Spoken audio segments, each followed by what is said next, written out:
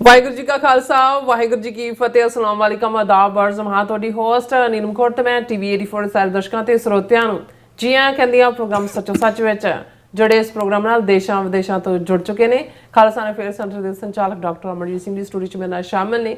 ਉਹਨਾਂ ਨਾਲ ਗੱਲਬਾਤ ਕਰਕੇ ਅੱਜ ਦਾ ਮਸ਼ਹੂਰ ਰਿਪੋਰਟ ਉਹਨਾਂ ਤੋਂ ਉਹਨਾਂ ਦਾ ਤਬਸਰਾ ਜਾਣਦੇ ਹਾਂ।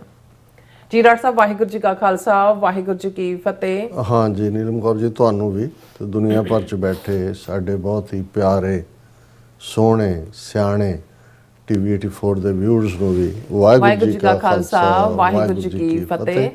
ਸਾਡੇ ਬਹੁਤ ਹੀ ਪਿਆਰੇ ਮੁਸਲਮਾਨ ਭੈਣਾਂ ਭਰਾਵਾਂ ਨੂੰ ਅਸਲਾਮ ਅਲੈਕਮ। ਗੰਗਾ ਜਮਨੀ ਤਹਿਜ਼ੀਬ ਦੇ ਹਿੰਦੂ ਤਵੀਆਂ ਨੂੰ ਨਮੋ ਨਮੇ ਤੇ ਬਾਕੀ ਸਭ ਵੀਰਾਂ ਭੈਣਾਂ ਨੂੰ ਆਦਾਬ ਅਰਜ਼। ਜੀ ਡਾਕਟਰ ਸਾਹਿਬ ਜੀ ਆਇਆਂ ਨੂੰ ਪ੍ਰੋਗਰਾਮ ਸੱਚੋ ਸੱਚ ਵਿੱਚ ਬਹੁਤ ਮਿਹਰਬਾਨੀ ਜੀ ਡਾਕਟਰ ਸਾਹਿਬ। ਅੱਜ 11 ਸਤੰਬਰ 2025 27 ਭਾਦੋ ਨਾਨਕ ਸ਼ਾਹੀ ਸੰਮਤ 557 ਦਾ ਦਿਨ ਹੈ ਤੇ ਡਾਕਟਰ ਸਾਹਿਬ ਪ੍ਰੋਗਰਾਮ ਸ਼ੁਰੂ ਕਰਨ ਤੋਂ ਪਹਿਲਾਂ ਅਸੀਂ ਆਪਣੇ ਦਰਸ਼ਕਾਂ ਤੇ ਸਰੋਤਿਆਂ ਨੂੰ ਹਮੇਸ਼ਾ ਤਰ੍ਹਾਂ ਦੱਸਿਓ ਵਿਊਅਰਸ, ਜੇ ਤੁਸੀਂ ਹੱਕ ਸੱਚ ਇਨਸਾਫ ਤੇ ਪੈਰਾ ਦਿੰਦਾ ਇੱਕੋ ਇੱਕ ਚੈਨਲ ਟੀਵੀ 84 ਨੂੰ ਦੇਖਣਾ ਚਾਹੁੰਦੇ ਹੋ ਤਾਂ ਤੁਸੀਂ ਦੇਖ ਸਕਦੇ ਹੋ ਸਪੈਕਟਰਮ ਕੇਬਲ, ਆਰਸੀਐਨ ਕੇਬਲ, ਵੈਬਨ ਕੈਨੇਡਾ, roku, ਜਾਦੂ ਬਾਕਸ, ਸ਼ਾਵਾ, ਫੇਸਬੁੱਕ ਟੀਵੀ 84 ਦੀ ਐਪ ਰਾਹੀਂ online streaming and IP box ਤੇ ਤੁਸੀਂ ਟੀਵੀ 84 ਨੂੰ ਦੇਖ ਸਕਦੇ ਹੋ। ਵਿਊਅਰਸ, ਜੇ ਤੁਸੀਂ ਟੀਵੀ 84 ਨਾਲ ਜਾਂ ਪ੍ਰੋਗਰਾਮ ਸੱਚੋ ਸੱਚ ਨਾਲ ਫੇਸਬੁੱਕ ਰਾਹੀਂ ਜੁੜੇ ਤਾਂ ਇਸ ਨੂੰ ਵੱਧ ਲਾਈਕ ਕਰੋ ਤੇ ਸ਼ੇਅਰ ਕਰੋ ਅਤੇ ਨਾਲ ਹੀ YouTube ਤੇ ਸਬਸਕ੍ਰਾਈਬ ਕਰੋ। ਇਹ ਵੀ ਦੱਸ ਦਿਓ ਕਿ ਤੁਸੀਂ ਟੀਵੀ 84 ਦੀ ਐਪ ਨੂੰ ਐਂਡਰੋਇਡ ਐਂਡ ਐਪ ਸਟੋਰ ਤੇ ਡਾਊਨਲੋਡ ਕਰਕੇ ਜੋ ਟੀਵੀ 84 ਦੀ ਲਾਈਵ ਸਟ੍ਰੀਮ ਹੈ ਇਸ ਨੂੰ ਤੁਸੀਂ 24 ਆਵਰਸ ਦੇਖ ਸਕਦੇ ਹੋ। ਸੋ ਵਿਊਅਰਸ, ਪ੍ਰੋਗਰਾਮ ਦੀ ਸ਼ੁਰੂਆਤ ਕਰਾਂਗੇ ਹਮੇਸ਼ਾ ਤਰ੍ਹਾਂ ਦੀ ਸਪਾਂਸਰਸ਼ਿਪ ਦੇ ਹਵਾਲੇ ਨਾਲ ਕਿ ਅੱਜ ਦਾ ਪ੍ਰੋਗਰਾਮ ਸੱਚੋ ਸੱਚ ਨੂੰ ਸਪਾਂਸਰ ਕੀਤਾ ਗਿਆ ਬਰੈਂਪਟਨ ਕੈਨੇਡਾ ਤੋਂ ਸਰਦਾਰ ਹਰਜਿੰਦਰ ਸਿੰਘ ਗੋਲਡਨ ਗਰੋਸਰੀ ਵਾਲਿਆਂ ਵੱਲੋਂ।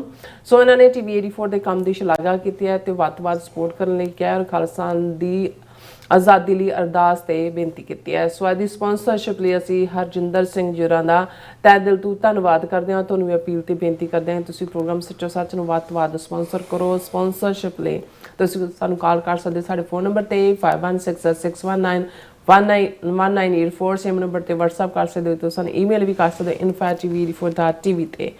ਸੋ ਵਿਊਅਰਸ, ਪਹਿਲੇ ਸੈਗਮੈਂਟ ਵਿੱਚ ਆਪਾਂ ਗੱਲਬਾਤ ਕਰਨ ਜਾ ਰਹੇ ਹਾਂ 9/11 ਦੇ ਹਵਾਲੇ ਨਾਲ। ਜਿਸ ਤਰ੍ਹਾਂ ਕਿ ਅੱਜ 9/11 ਨੂੰ ਵਾਪਰਿਆ 24 ਸਾਲ ਬੀਤ ਚੁੱਕੇ ਨੇ ਔਰ 11 ਸਤੰਬਰ 2001 ਨੂੰ ਦਹਿਸ਼ਤਗਰਦਾਂ ਵੱਲੋਂ ਵਰਲਡ ਟ੍ਰੇਡ ਸੈਂਟਰ ਪੈਟਾਗਨ ਹਮਲਿਆਂ ਵਿੱਚ 3000 ਤੋਂ ਜ਼ਿਆਦਾ ਬੇਗੁਨਾਹ ਲੋਕਾਂ ਨੂੰ, ਜਿਨ੍ਹਾਂ ਵਿੱਚ ਬਹੁਤ ਸਾਰੇ ਮੁਲਕਾਂ ਦੇ ਨਾਗਰਿਕ ਸ਼ਾਮਲ ਸਨ, ਮੌਤ ਦੇ ਘਾਟ ਉਤਾਰ ਦਿੱਤੇ ਗਏ। ਇਹਨਾਂ 24 ਵਰ੍ਹਿਆਂ ਵਿੱਚ ਬਹੁਤ ਕੁਝ ਬਦਲਿਆ ਹੈ ਔਰ ਜਿਸ ਵਿੱਚ ਸੁਸਾਇਟੀ ਵਿੱਚ ਵੱਧ ਰਹੀ ਹਿੰਸਾ ਚਿੰਤਾ ਦਾ ਕਾਰਨ ਬਣੀ ਹੋਈ ਹੈ। ਸੋ ਇਸ ਬਾਰੇ ਆਪਾਂ ਗੱਲਬਾਤ ਕਰਨ ਜਾ ਰਹੇ ਹਾਂ। ਸੋ ਅਸੀਂ ਚਾਹਾਂਗੇ ਕਿ ਤੁਸੀਂ ਇਸੇ ਤਰ੍ਹਾਂ ਬਣੇ ਰਹਿਣਾ।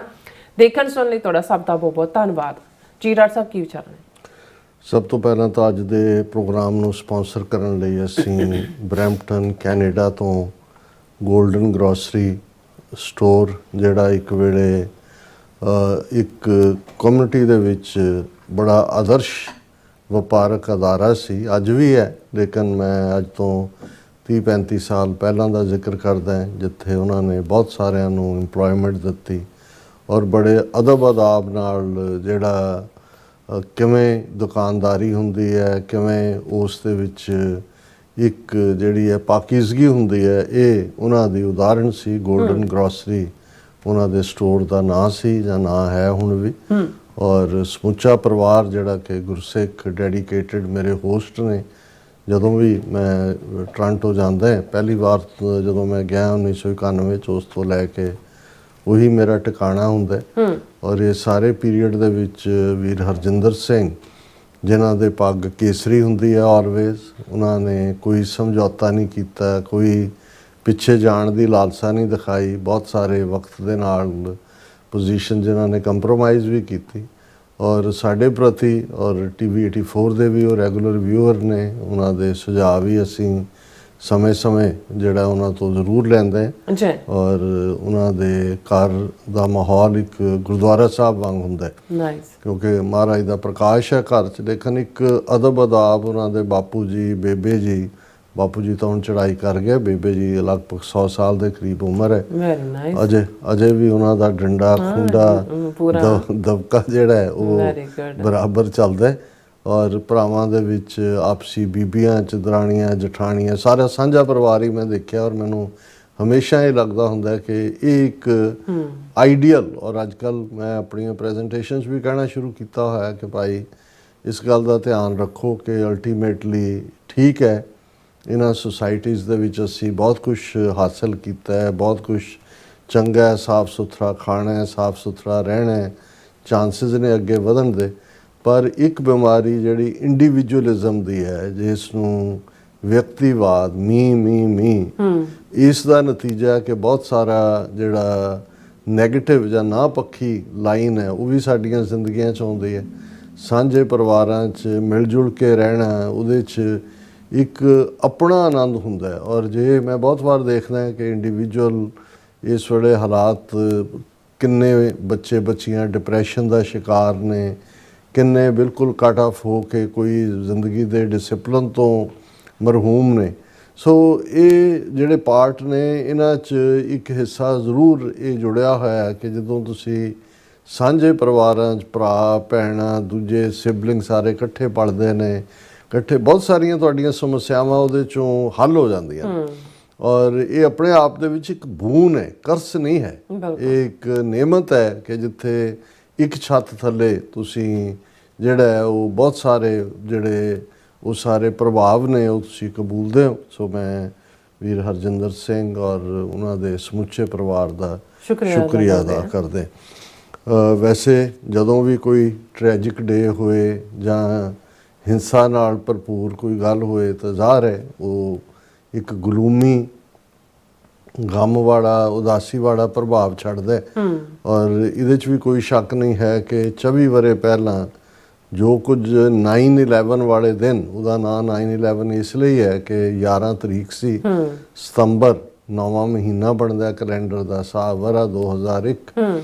ਔਰ ਅਮਰੀਕਾ, ਉਸ ਦੇ 3 ਵੱਡੇ ਸੈਂਟਰ, ਜਦੋਂ ਅਸੀਂ ਕਿਸੇ ਵੀ ਮੁਲਕ ਦੀ ਤਾਕਤ, ਸਟਰੈਂਥ ਦੇਖਦੇ ਹਾਂ, ਜ਼ਾਹਰ ਹੈ ਅਮਰੀਕਾ ਜਿਹੜਾ ਦੁਨੀਆ ਦੇ ਵਿੱਚ ਜੋ ਕੁਝ ਵੀ ਆਉਂਦਾ ਹੈ, ਪ੍ਰੋਡਿਊਸ ਹੁੰਦਾ, 50% ਉਹਦੀ ਮਾਰਕੀਟ ਹੁੰਦਾ ਹੈ।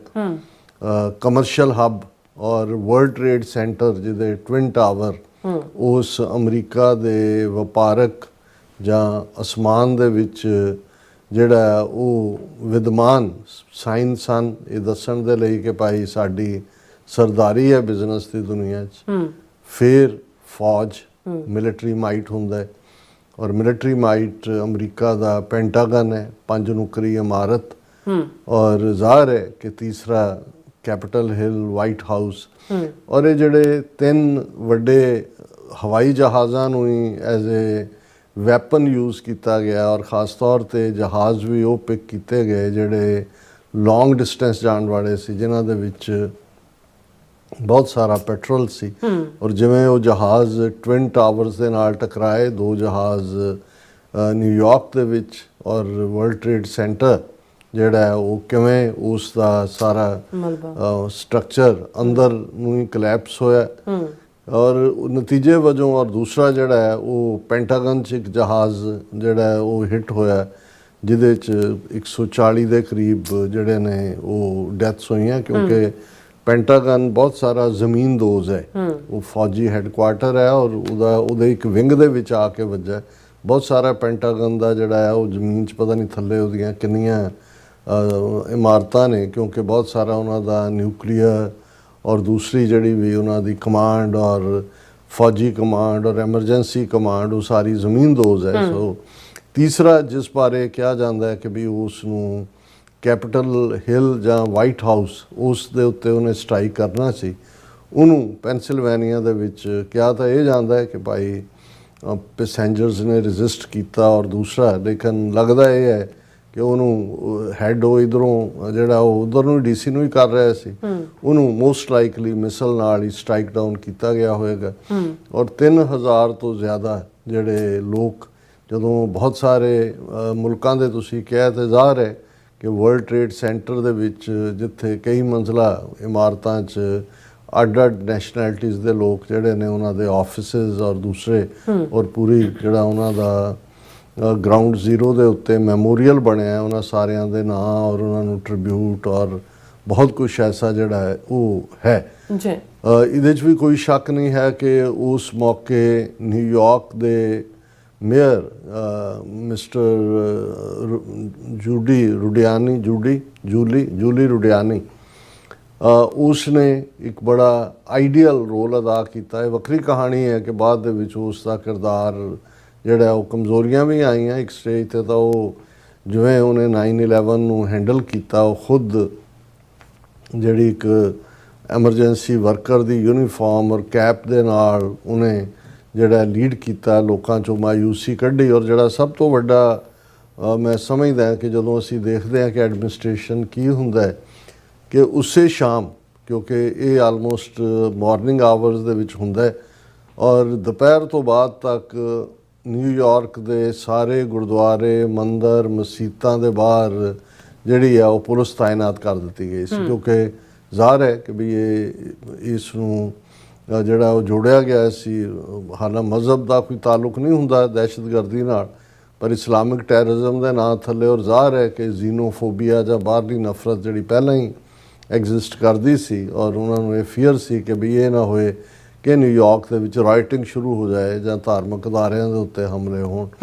ਔਰ ਜੂਨੀਅਰ ਬੁਸ਼ ਉਸ ਵੇਲੇ ਪ੍ਰੈਜ਼ੀਡੈਂਟ ਸਨ, ਔਰ ਇਹ ਇੱਕ ਐਸਾ ਵੱਡਾ ਹਮਲਾ ਸੀ ਜਿਹੜਾ ਅਮਰੀਕਾ ਦੀ ਲਗਭਗ 250 ਸਾਲ ਦੀ ਹਿਸਟਰੀ ਵਿੱਚ ਪਹਿਲਾਂ ਕਦੇ ਨਹੀਂ ਸੀ ਹੋਇਆ। 250 ਸਾਲ ਅਸੀਂ ਹੁਣ ਕਾਊਂਟ ਕਰ ਰਹੇ ਹਾਂ, ਕਿਉਂਕਿ ਇਹੀ ਵਰ੍ਹਾ ਹੈ ਜਦੋਂ ਕਿ 2025 ਨੂੰ ਅਮਰੀਕਨ ਫੌਜ ਦੀ 250 ਸਾਲਾ ਜਿਹੜੀ ਹੈ ਉਹ ਯਾਦ ਦੇ ਵਿੱਚ ਵੱਡੀ ਪੈਰੇਡ ਵੀ ਹੋਈ, ਸੈਲੀਬ੍ਰੇਸ਼ਨਸ ਵੀ ਹੋਈਆਂ, ਜਿਨ੍ਹਾਂ ਦੇ ਵਿੱਚ ਪਾਰਟਿਸਿਪੇਸ਼ਨ ਦੇ ਲਈ ਈਵਨ ਆਸਮ ਮੁਨੀਰ, ਪਾਕਿਸਤਾਨ ਦੇ ਫੌਜੀ ਚੀਫ, ਹੁਣ ਫੀਲਡ ਮਾਰਸ਼ਲ, ਉਹਨਾਂ ਨੂੰ ਵੀ ਇਨਵਾਈਟ ਕੀਤਾ ਗਿਆ ਸੀ। ਔਰ ਇਸ ਸਾਰੇ ਪੀਰੀਅਡ 'ਚ ਜੇ ਤੁਸੀਂ ਅਮਰੀਕਾ ਦੀ ਹਿਸਟਰੀ ਦੇਖੋ, ਹਾਲਾਂਕਿ ਇਹ ਨਹੀਂ ਹੈ ਕਿ ਵੀ ਅਮਰੀਕਾ 'ਚ ਹਿੰਸਾ ਨਹੀਂ ਹੁੰਦੀ ਜਾਂ ਵਾਇਲੈਂਸ ਨਹੀਂ ਹੁੰਦੀ, ਜਾਂ ਅਮਰੀਕਨ ਜਿਹੜੇ ਨੇ ਜਿਨ੍ਹਾਂ ਦੀ ਸੈਕੰਡ ਅਮੈਂਡਮੈਂਟ ਤੁਹਾਨੂੰ ਹੱਕ ਦਿੰਦੀ ਹੈ ਕਿ ਤੁਸੀਂ ਹਥਿਆਰ ਜਿੰਨੇ ਚਾਹੋ ਰੱਖ ਸਕਦੇ ਹੋ, right to wear and bear arms.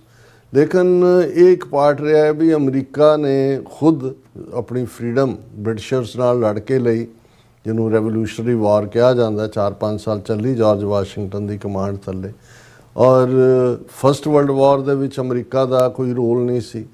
Second world war ਵੇਲੇ ਵੀ ਅਮਰੀਕਾ ਪਹਿਲੇ 2.5 ਸਾਲ ਨਿਊਟਰਲ ਰਿਹਾ, ਔਰ ਜਿਹੜਾ ਹੁਣ ਤੱਕ ਕਲੋਜ਼ੈਸਟ ਹਮਲਾ ਅਮਰੀਕਾ ਦੀ ਧਰਤੀ ਤੇ ਹੋਇਆ ਸੀ ਉਹ ਪਰਲ ਹਾਰਬਰ ਸੀ, ਜਦੋਂ ਜਾਪਾਨੀਆਂ ਨੇ ਪਰਲ ਹਾਰਬਰ ਤੇ ਅਟੈਕ ਕਰਕੇ ਕਿੰਨੇ ਬੇੜੇ ਡੋਬੇ, ਕਿੰਨੇ ਜਹਾਜ਼ ਤਬਾਹ ਕੀਤੇ, ਕਿੰਨੇ ਫੌਜੀ ਮਾਰੇ ਅਮਰੀਕਾ ਦੇ। ਉਸ ਤੋਂ ਬਾਅਦ ਹੀ ਅਮਰੀਕਾ ਨੇ ਜਾਪਾਨ ਦੇ ਅਗੇਂਸਟ ਵਾਰ ਡਿਕਲੇਅਰ ਕਰਕੇ, ਔਰ ਫਿਰ ਜ਼ਾਹਰ ਹੈ ਜਰਮਨ ਦੇ ਖਿਲਾਫ ਵੀ ਜਿਹੜਾ ਉਹ ਪਾਰਟਿਸਿਪੇਟ ਕੀਤਾ ਸੈਕੰਡ ਵਰਲਡ ਵਾਰ, ਜਿਹਦਾ ਐਂਡ ਫਿਰ ਹੀਰੋਸ਼ੀਮਾ ਤੇ ਨਾਗਾਸਾਕੀ ਦੇ ਉੱਤੇ ਅਮਰੀਕਾ ਵੱਲੋਂ ਸੁੱਟੇ 2 ਐਟਮ ਬੰਬਾਂ ਦੇ ਨਾਲ ਹੋਇਆ।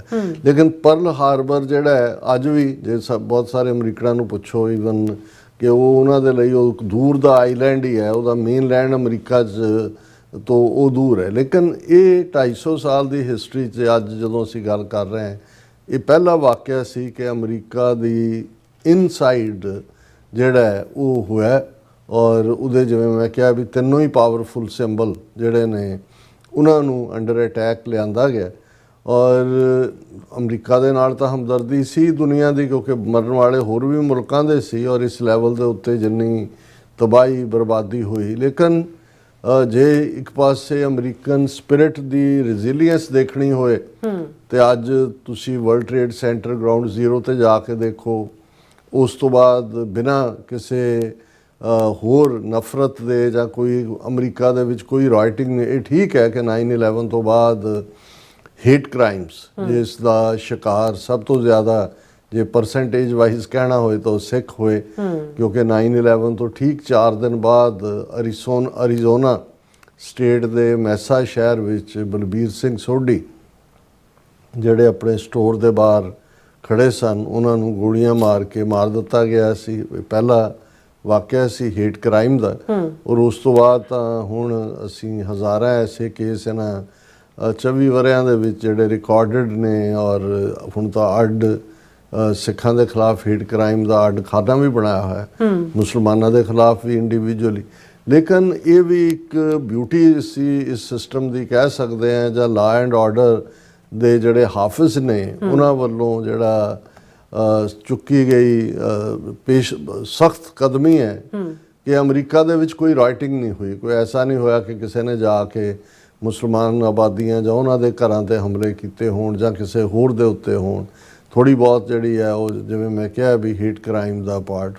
ਔਰ ਹੁਣ ਜਦੋਂ ਅਸੀਂ 24 ਵਰੇ ਪਿੱਛੇ ਮੁੜ ਕੇ ਦੇਖਦੇ ਹਾਂ ਕਿ ਔਰ ਉਸ ਤੋਂ ਫੌਰਨ ਬਾਅਦ ਜਿਹਨਾਂ ਮੌਕਿਆਂ 'ਤੇ ਵੀ ਮੈਨੂੰ ਜਾਣ ਦਾ ਮੌਕਾ ਬਣਿਆ, ਮੈਂ ਬਲਬੀਰ ਸਿੰਘ ਸੋਢੀ ਉਹਨਾਂ ਦੀ ਜਿਹੜਾ ਹੈ ਉਹ ਫਿਊਨਰਲ ਔਰ ਜਿਹੜਾ ਕਿ ਸਟੇਟ ਆਫ ਅਰੀਜ਼ੋਨਾ ਵੱਲੋਂ ਕੀਤਾ ਗਿਆ, ਲਗਭਗ 4 ਦਿਨ ਬਾਅਦ ਇਹ ਵਾਕਿਆ ਹੋਇਆ। ਮੈਂ ਫਲਾਈ ਕਰਕੇ ਫੀਨਿਕਸ ਗਿਆ, ਅਰੀਜ਼ੋਨਾ ਸਟੇਟ ਵੱਲੋਂ ਉਹਨਾਂ ਦਾ ਫਿਊਨਰਲ ਸੀ। ਔਰ ਜਿਵੇਂ ਸੋਲੀਡੈਰਿਟੀ ਦਾ ਇਜ਼ਹਾਰ ਕੀਤਾ ਗਿਆ ਸੀ ਇਸ ਮੁੱਦੇ 'ਤੇ ਨਿਊਯਾਰਕ ਟਾਈਮਜ਼ ਦੇ ਵਿੱਚ ਐਡ ਵੀ ਜਿਹੜੀ ਹੈ ਲਿਆਂਦੀ, ਜਿਹਦੇ ਬਹੁਤ ਸਾਰੇ ਅਮਰੀਕਨਾਂ ਵੱਲੋਂ ਚਿੱਠੀਆਂ, ਲੈਟਰ, ਫੋਨ, ਹਮਦਰਦੀ ਦਾ ਇਜ਼ਹਾਰ। ਸੋ ਇਹ ਅਮਰੀਕਾ ਦੀ ਉਹ ਸਪਿਰਿਟ ਸ਼ੋਅ ਕਰਦੀ ਸੀ ਜਿਹਦੇ ਥੱਲੇ ਨਫ਼ਰਤ ਦੀ ਕੋਈ ਥਾਂ ਨਹੀਂ ਸੀ। ਲੇਕਿਨ ਮੈਂ ਜੋ ਮਹਿਸੂਸ ਕੀਤਾ ਉਦੋਂ, ਇਹ ਇੱਕਦਮ ਜਿੰਨੀ ਤਬਦੀਲੀ ਦੁਨੀਆ ਦੇ ਵਿੱਚ ਹੋਈ ਉਹ ਇਵੇਂ ਹੀ ਹੈ ਕਿ ਜਿਵੇਂ ਜੀਸਸ ਦੇ ਜਨਮ ਤੋਂ ਪਹਿਲਾਂ ਤੇ ਬਾਅਦ ਦੀ ਹਿਸਟਰੀ ਬਿਆਨੀ ਜਾਂਦੀ ਹੈ ਕਿ ਵਰਲਡ ਬਿਫੋਰ, ਜਿਹਨੂੰ BC ਕਹਿੰਦੇ ਨੇ, ਬਿਫੋਰ ਕ੍ਰਾਈਸਟ, 2,500-3,000 ਹਜ਼ਾਰ ਸਾਲ ਦੀ ਸਿਵਲਾਈਜੇਸ਼ਨ ਉਹਦੇ ਨਾਲ ਜੁੜਦੀ ਹੈ। ਤੇ ਜਦੋਂ ਅਸੀਂ 2025 'ਚ ਗੱਲ ਕਰ ਰਹੇ ਹਾਂ, ਸੋ BC ਤੇ AD, anno domini, in the year of our Lord.